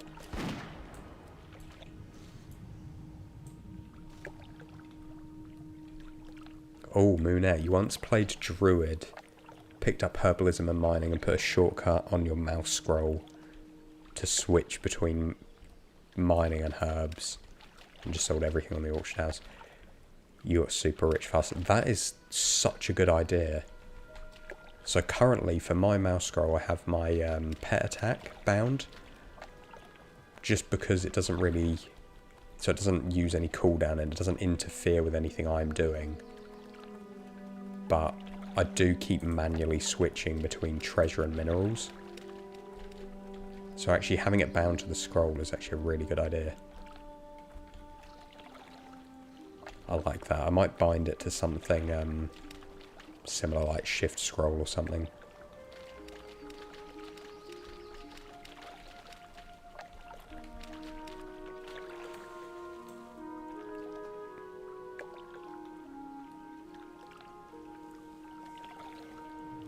ANS 1, it's almost scary how absolutely perfect the ambience is in the game.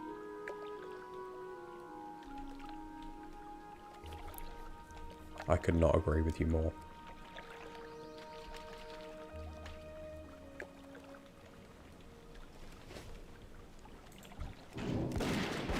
I have spent many hours in Lochmadan and I have not tired of the soundtrack. Because it's just so... yeah, it's just so peaceful, so inoffensive. And it's got... I think the soundtrack lasts about, I don't know, 20 minutes or so. So there's enough variety that you don't feel like you're just constantly hearing the same thing on loop. It's very well done.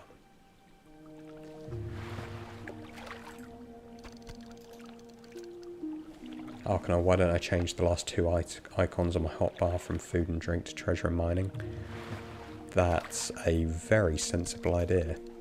Why don't I do that? Because I never press those buttons to eat and drink.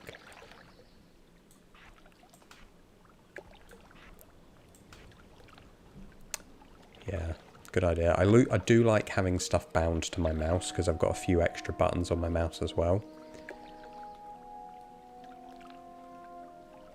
But yeah, for now that is a good idea. I know what's going to happen for like the next couple of hours. I'm going to keep forgetting these are down here, and I'm going to go up here and try to click them, and they won't be there. But I'll get used to it.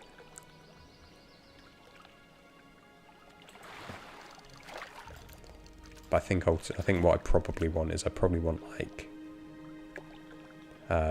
shift mouse down for one, and then shift scroll up for the other. Yeah, same with the Elwynn Forest ambience, yeah. All of the low-level zones, really. Well, actually, I would argue that all of the zones have sort of great ambience and soundtrack, but I think the lower-level zones are just where people have spent more time. So therefore we've got a bit more nostalgia attached to it. Whereas you listen to some of the music for some of the higher level zones, and it's actually really good. Okie doke. We're gonna head back to Thelsmar and we're gonna open up these trunks. We're gonna have a little bet on how many green items we get. So I think, I'll check it, but I think there's about a 10% chance to get a green item in a given chest. So we would expect, you know, maybe to get one. Maybe.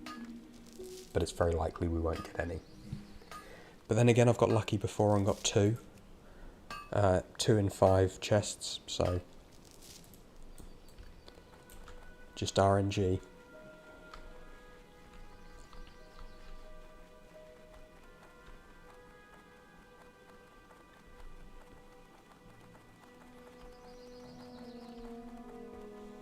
So we got exactly 60 raw sagefish, which is good. So all in all, those sagefish are probably worth about 2 gold.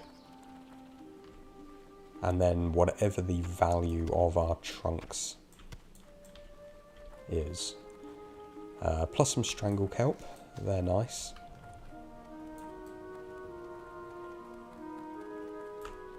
Alright. So we've got 6 trunks. So if you're on Twitch, we're going to start a little prediction. How many green items will drop from the trunks? Do we think we're going to get 0? Do we think we're going to get 1? Do we think we're going to get 2? Or do we think we're going to get 3 or more? 3 or more is very unlikely. Very unlikely. Let me just have a look if it actually says tightly sealed trunk on Wowhead. Contains, so it doesn't have a specific number, but basically there's loads and loads of green items. All of them have about 0.1 to 0.2% chance of dropping, so I think it works out about 10%. So I'll give you a couple of minutes for that, and we will start the... Oh, that's too long a title. Hang on a second. How many green items will be in the trunks? You can only have 45 characters. So there's a 10% chance. So I think the smart guess is probably 0 or 1. But if you really want to hedge your bets, then you can. So I'm just going to have a drink, and I will I'll leave you to make that prediction.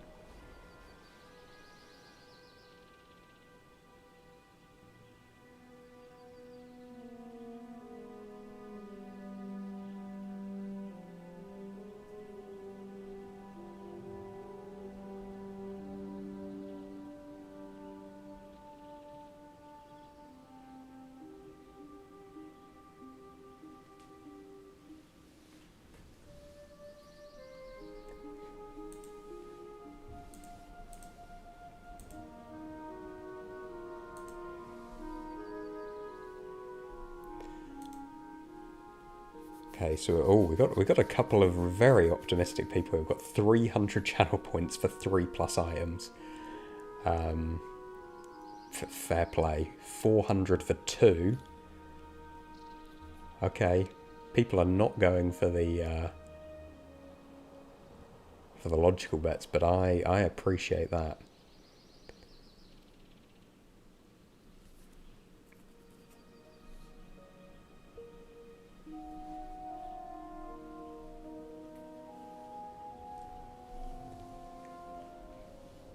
And I think you've got about 25 seconds to make that decision now.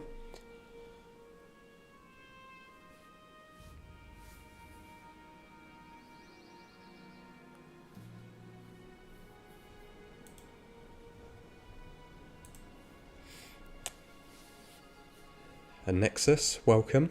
Arcanol, you're calling 2 greens, a few potions, and some medium leather. Maybe a little bonus, something nice. That would be nice. A ring would be just perfect. Right. So, where do I see the prediction? Oh, geez. Okay. So we've got 400 channel points in 2 items, 300 in 3+. Okay. Well. Let's have a look, shall we? Let's just fill up that bag. So, from the very first trunk, we have got light leather and 92 copper. Not a good start. Second one, we got 55 copper, 3 light leather, and a medium leather. Okay, no greens yet. 92 copper, 3 light leather, and 2 bolts of woolen cloth. Okay, that's better for me. Oh, 63 copper, some minor mana potions, and some light leather again. Okay, I mean, they can have multiple greens in, so it is theoretically possible that there'll be 3, but it's very unlikely. Oh. We've got some hunting boots, which I've previously sold for 1.5 gold. We've got loads of light leather, medium leather, linen cloth, and copper. That was a really good one. I think if it's 0 or nothing, I think your channel points just go back to you. In case you're wondering. But there may be 2 in here, or 3. Final tightly sealed trunk has got 6 light leather, 99 copper. So there were no greens in that. No greens, which means it's a wash.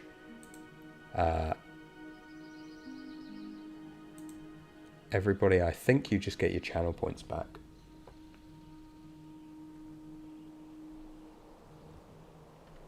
I think. You'll have to let me know.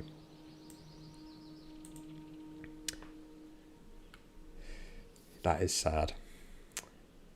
Zeth over on Twitch, good to have you here. So we got a couple golds worth of raw sagefish. We got these hunting boots, which I previously sold for 1.5 gold. So, and a few trade goods. So probably looking at about 4 golds worth of stuff for, I don't know how long we were fishing for. No longer than an hour. Zeth, you've been lurking away the whole time. Well, I appreciate that. So yeah, probably about 4 golds worth of stuff, which is pretty consistent with what we've had before. But yeah, it's some decent materials. It's pretty good. I wasn't expecting many greens. Another enamelled broadsword. See, I think I've already got one on the auction house. So I don't think I'm going to bother buying another one. Also, I can't afford it. So I really won't. Aiko, where should you go fishing? You're an absolute noob. Well, what level are you, Aiko? Because that's going to make a big difference to what I suggest.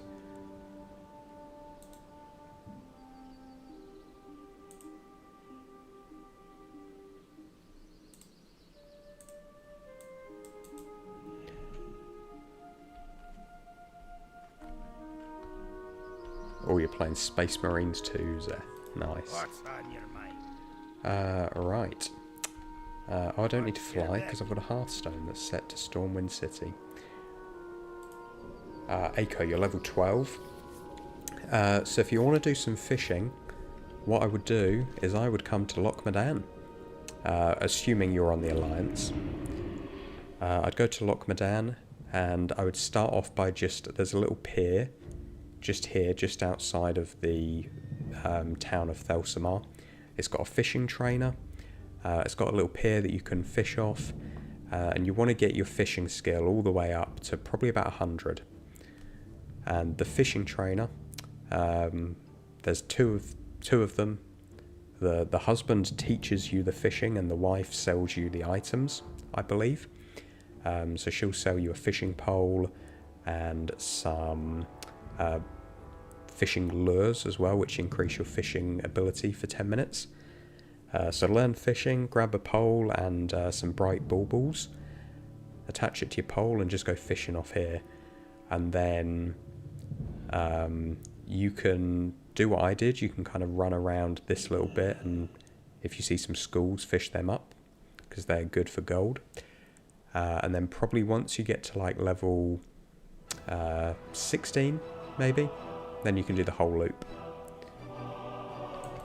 But if you just want to fish to chill, then potentially come to Stormwind, because apparently there's not a bad chance of getting the one ring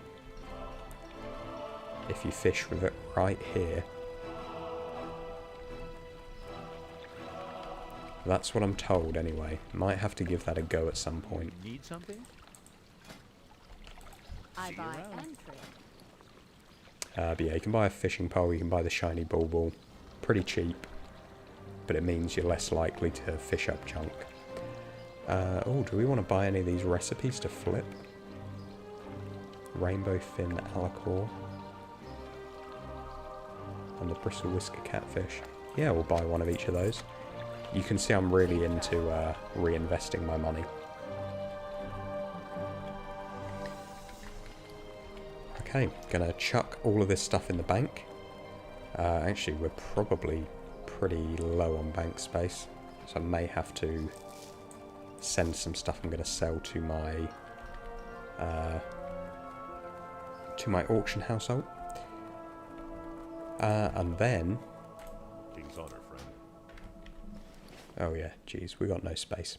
Okay, what I'm going to do is I'm going to take a very quick break. I'm going to sort out my bank and mailbox, then we'll come back and we will do a little bit more of some Elwynn farms.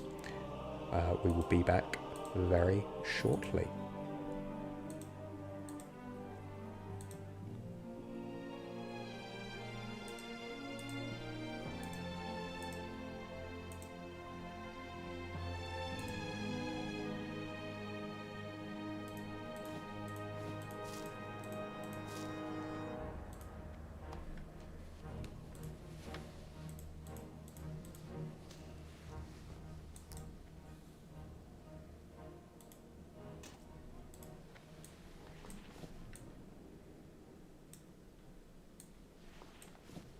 Be careful.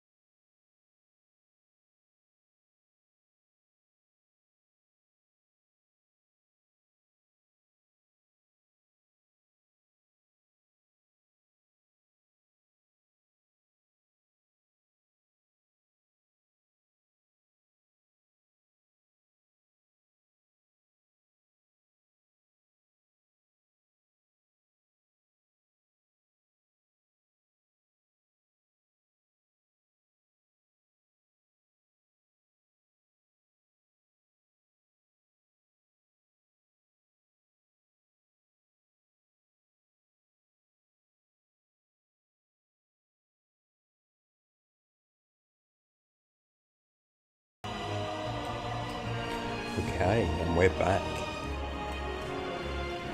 Cleared out the mailbox. Cleared out my bags. Sent over some stuff via the mailbox to my auction house alt. And we're ready to go. And we're going to do our trusty Elwynn loop again. Get a load of linen cloth. Hopefully get a couple more rares. And then we'll be well on our way to escaping Elwynn.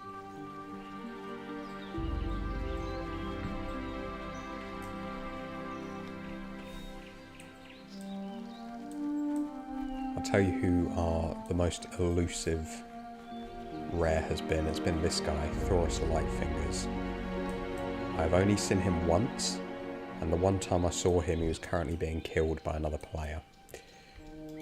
So I've yet to get a kill on him, but he drops a couple of unique items, so it would be nice to see him.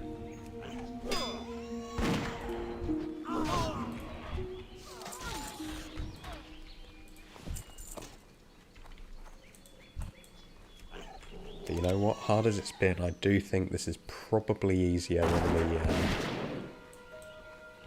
farming an entire WoW token here. I don't know what the conversion rate between classic gold and retail gold is.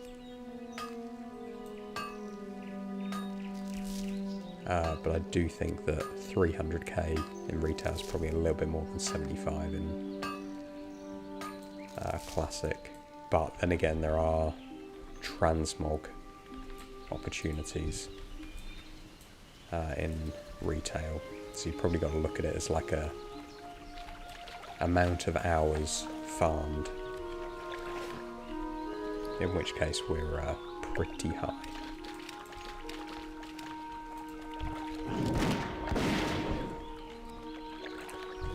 But yeah, Aiko, no worries, no worries. Is this your first time playing WoW? And what version of the game are you playing? Are you playing Classic? Are you playing Retail?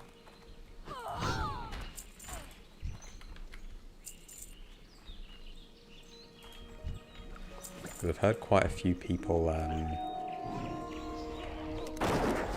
are actually starting the game now, but they're playing Classic, which I really like. I think that's a really good way to do it because, you know, that is how most of us started, right? Can't believe my game this size been up twice in one day.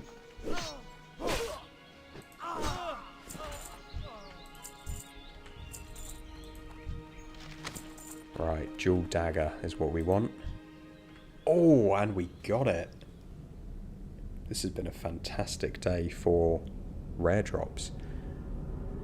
Wow, that's 2 gold right there. So with that, the Broodmother Carapace and wow, all of our trade goods, all of our fish. This has probably been the most productive, 2.5 hours of farming that I've done for the entire zone. In terms of gold per hour, we're probably looking at, I reckon we farmed the best part of like 20 gold in item value, which is pretty insane.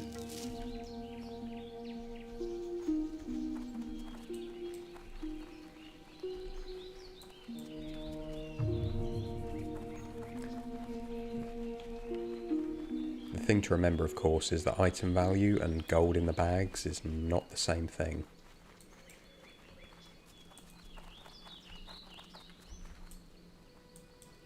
But what it does mean is that we'll have a rolling stock of things that we can kind of, you know, will help us out in future zones for sure.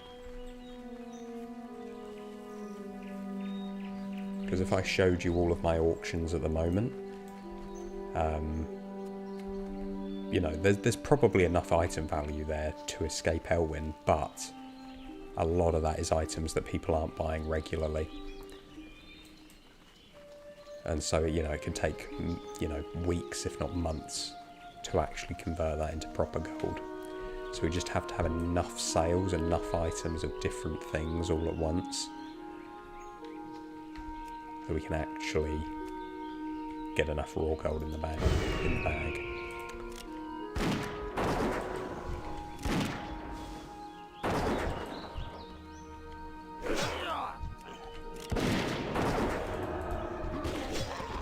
Harknell, you're excited to see what zone you get next? Me too. Me too. I think we've got some fantastic zones up for on the next wheel. So, well, let's just go through it. We've got from Elwynn, we could go to Westfall, and we could go to Redridge. Either one of those, I'd be happy with. I think I'd rather have Redridge, because I would prefer a more level appropriate zone. But I'd be happy with Westfall. I'd be very happy with Westfall. Then from Lochmadan, we've got Wetlands to the north. That is my favourite. If I could pick, that's the one we'd go.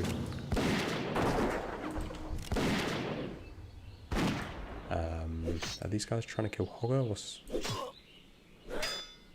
No idea.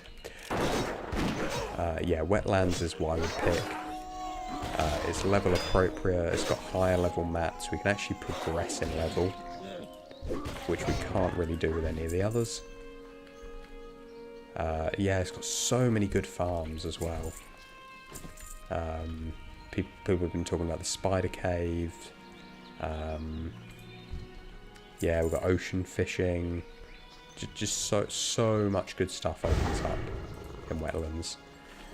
And then the one zone we don't want is the Badlands, because the Badlands is a level, I think the lowest level mob, I had a little look on Wowhead, is like level 34, 35. We're level 23. Now, I could get a couple more levels. I could probably get all the way to maybe level 27, just repeatedly farming mobs in Lochmadan.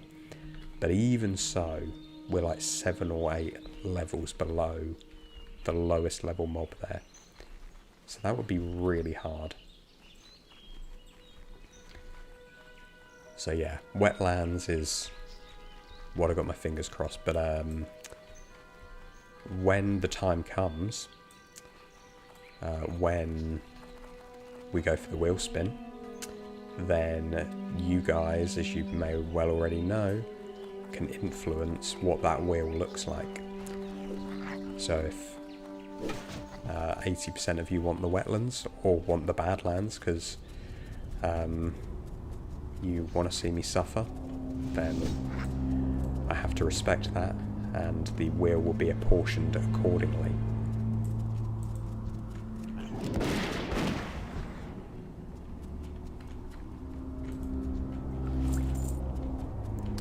Right, we're just looking for Narg the Taskmaster. Again, a rare I've never seen. That's why we're there. Miguel just followed over on YouTube. Good to have you here. I hope very much I pronounced your username correctly. Apologies if I did not. Arcanol, the whelps can drop things that you can use for fire breath food as well. Yeah. Oh, is that in the Wetlands? Is there... I didn't know there were whelps in the Wetlands. Just another reason why it'd be a great zone.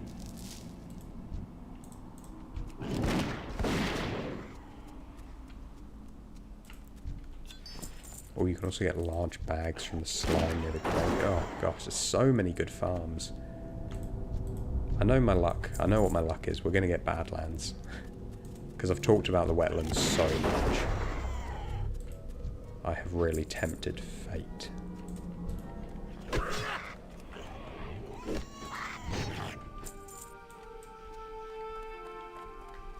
Of course, if we do get Wetlands, then there might be whispers that it's rigged, but I can live with that. Hey.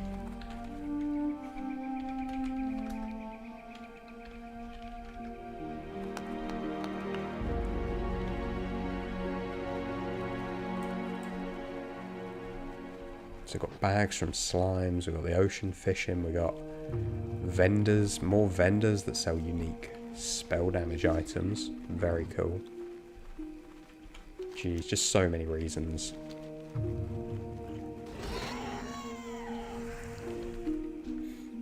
What I want to see is when I do this poll,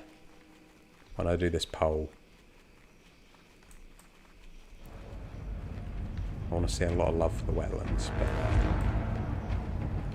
I do appreciate it would be far more funny to see me go to the Badlands and have to, because the gold amount goes up each time, right? So we got to, whatever the zone's next, we got to get 100 gold in that zone. So if we get Badlands, that's 100 gold we've got to get in the Badlands. I think in the wetlands, not a problem. I think we'll do that quicker than we've done Elwynn. Badlands, whew, there's going to be a lot of dying.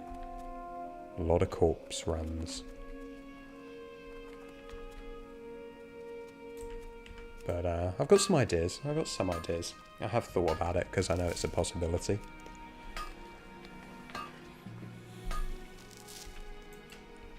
We'll be able to do it. It will just require a lot of dedication. Wetlands is huge for chests as well. Oh, so you're just telling me all these reasons why it's such a great zone. Getting my hopes up.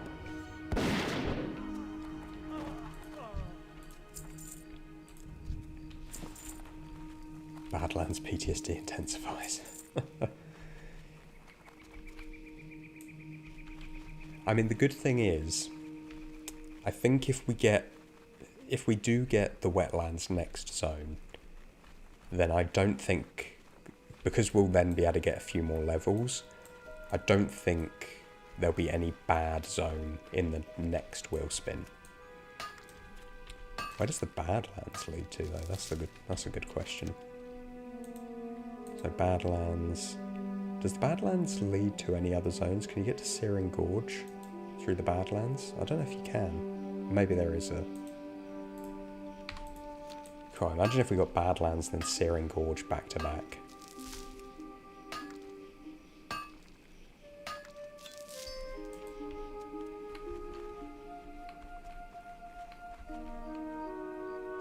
Oh, it does link to Searing Gorge? Yeah, jeez.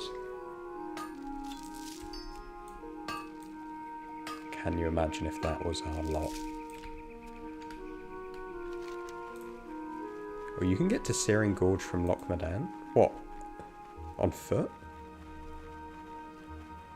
Oh, is that through this locked thing here? That's a good point. How do you get through that? Because there's a key that you need, right, to get to Searing Gorge? Is that key obtainable in my current zones?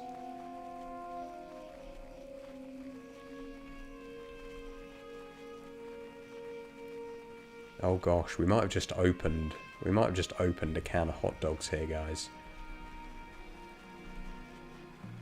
Can we get to Searing Gorge from Loch Madan? Do we need to add that to the wheel? You need a key to it, or do the little cheeky wall run to the left of the gate and jump over the gate. Oh no. We might have to add Searing Gorge to the wheel.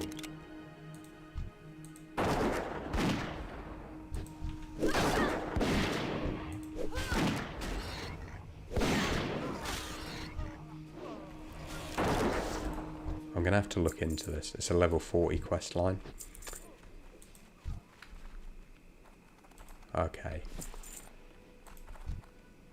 So the current wording of the rules is you have to be able to get from one zone to the other using intended paths. So if we could like get to Searing Gorge through a bug or a glitch, then that won't count. But if there is a legit way to get there now, then totally, we'll definitely add it to the wheel. The plus with the Badlands is the ore. Yes, yeah, that's it. Really high level materials.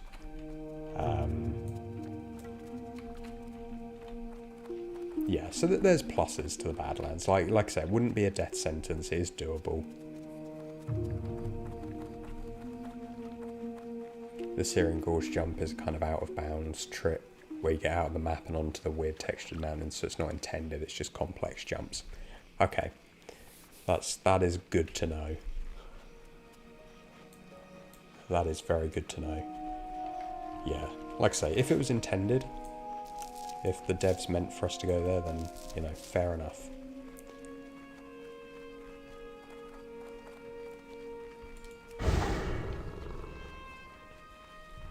But thank goodness they didn't.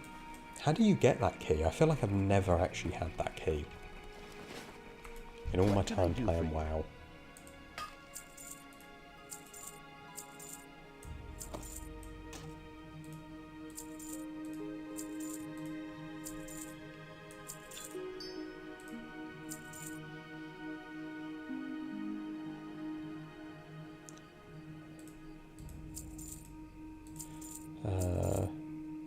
We're going to sell this infantry cloak, because I know from experience it doesn't sell.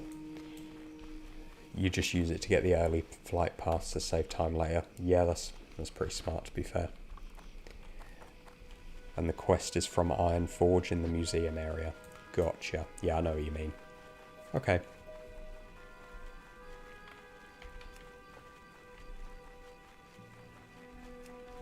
Well, that's good to know. So if we don't have Badlands, then by the time we're level 40, we would have to add Syrian Gorge as well to the wheel.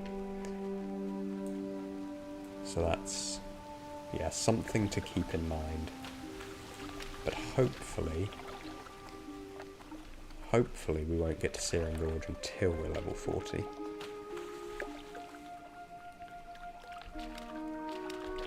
We've been pretty lucky so far.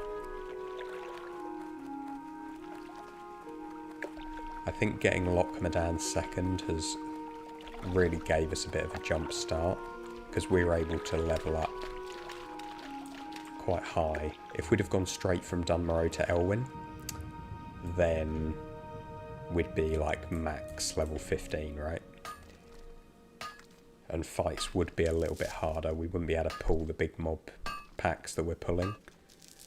Whereas because we've been to Lochmadan, because we've got loads of levels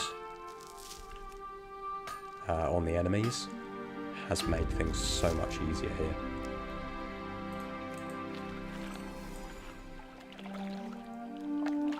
And I'm glad we got Elwynn when we did, because what I really wouldn't want is like we do in like 3 or 4 zones time, we've got to like gather 200 gold here.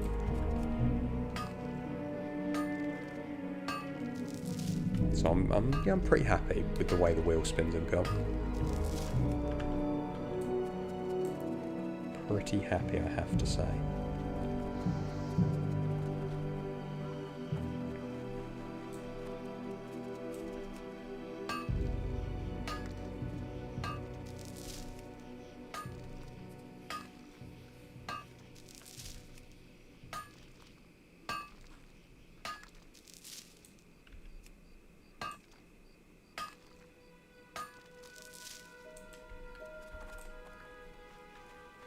Alright, back to my favourite guys in the whole world. These packs of gnolls.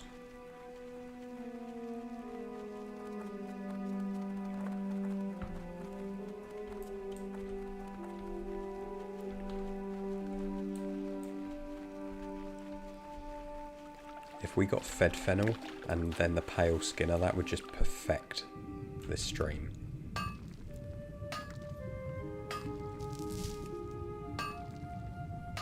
But even if we didn't get like another copper's worth of value today, I'm very happy with what we've got. Very happy.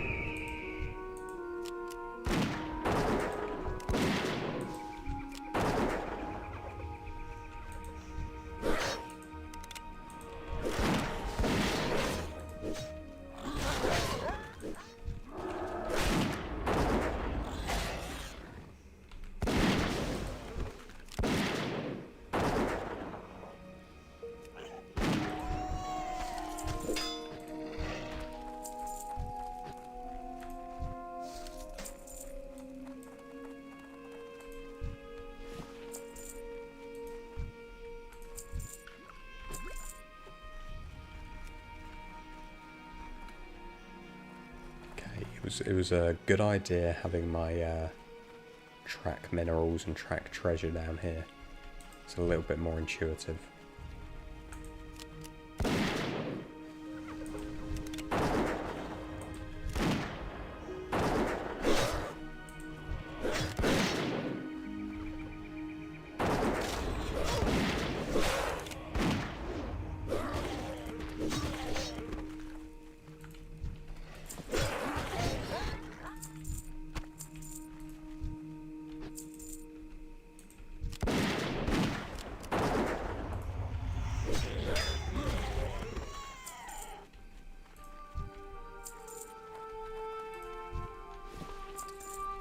Okay, can anybody spot Fed Fennel? I don't think he's up. He's normally in that middle camp.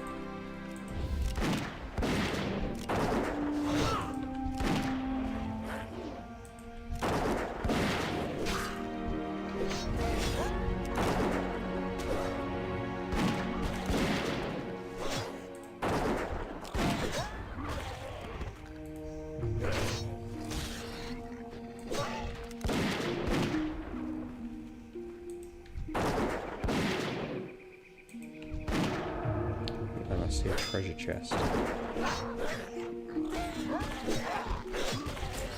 Yeah, do you know what I mean? If we had come straight from Dunmorrow, we wouldn't be able to farm like we are now.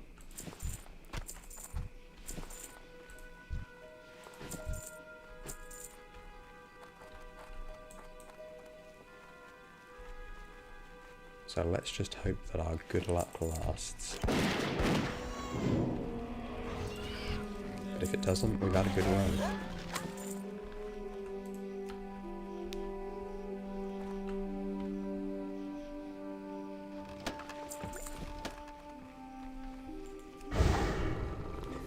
Okay, back to the mine. We're going to kill, hopefully kill Motherfang one last time. Because if we got 2 of those brood mother carapaces, then, well, that would just be phenomenal. We could just post one up for like half price, get some quick gold, and then leave the other one up for full price. Would be a very good idea, but I'm happy with the one, and I'm happy with the jeweled dagger as well.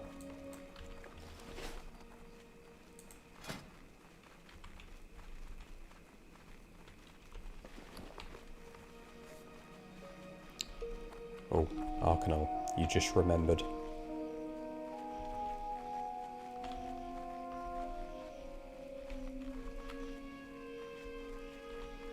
What have you remembered? I'm intrigued. Please don't tell me there's another high-level zone that we can theoretically get into.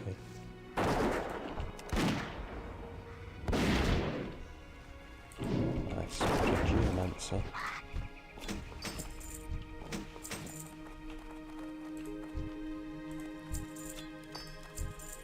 There is a secret vendor in the Dark Iron Dwarf camp who sells very good green items. Are we talking about the Dark Iron Dwarf camp in Dunmorrow or in Loch Madan? Either way, I don't think I know about this vendor. Please tell me more.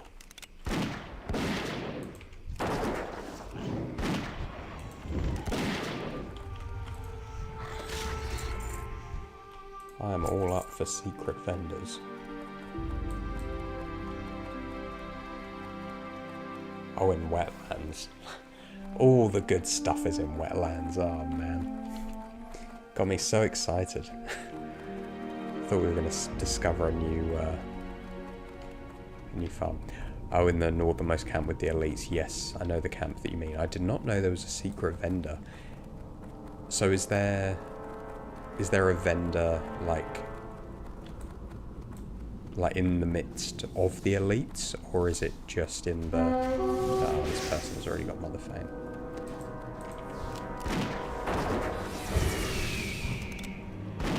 Good luck to them. Hope they got a good draw. Because the Dark Iron, it's like a town, right?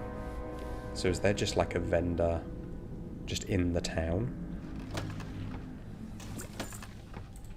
He's called the Dark Iron Entrepreneur. Love that.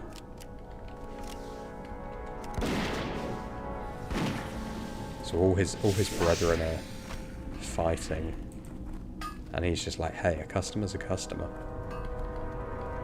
Fair play to him. He's in the southern houses in there. Right, I need to... I mean, I already have... I sort of have some notes on the potential zones we might go to. Future farms to think of, but... I got a lot of stuff I need to add to the wetlands.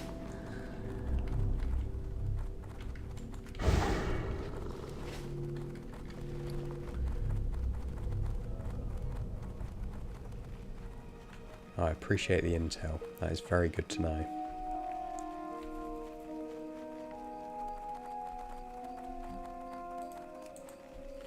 Right, unfortunately, Burrito Boy is not a big fan of the tough jerky. Doesn't keep him happy for very long.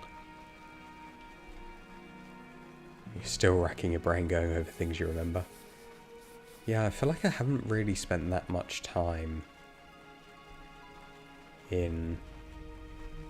because I've always played human characters. I've tended to go south. So, yeah, I don't really know that much about the wetlands.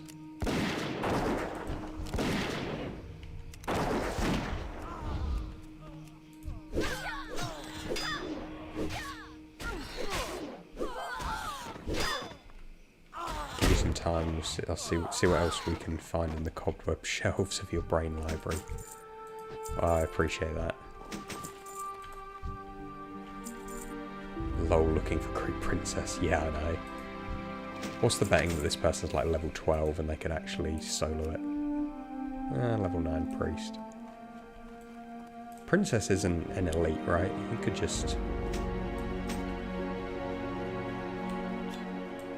you could take her, I'm sure. Oh, we got a silver bar. Didn't even notice. So busy getting the intel on the wetlands. I need to reset my expectations. I've got disproportionately excited for the wetlands. I need to readjust my mind. Right, we're going to Badlands. That's what I need to picture. Anything else will be a bonus. Crazy cat lady. How are you? Oh, I wish I had enough gold to buy something from you. Oh, how have I not been here before? Because I knew she was here, I just assumed no one would care, because battle pets aren't a thing.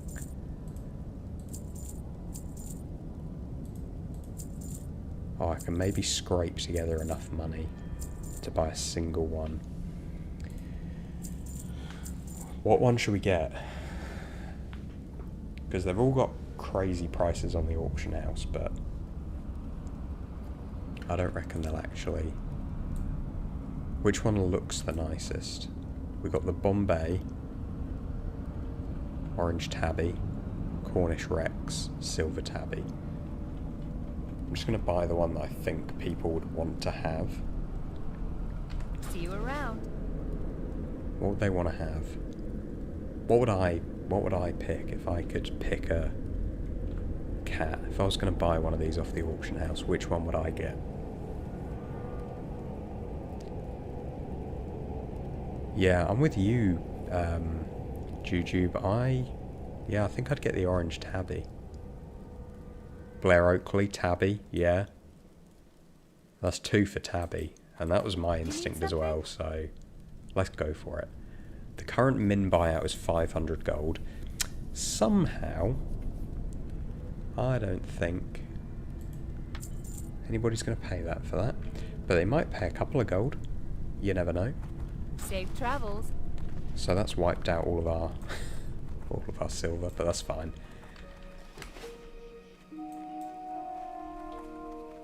The vendor flips are undoubtedly worth it. But I do think if we didn't buy them, how much, you know, actual liquid gold would we have in our bags? Probably quite a lot. Zeth, you're a big fan of the one orange brain cell. Yeah, I think this orange tabby's going to do us proud. I think this was the right call.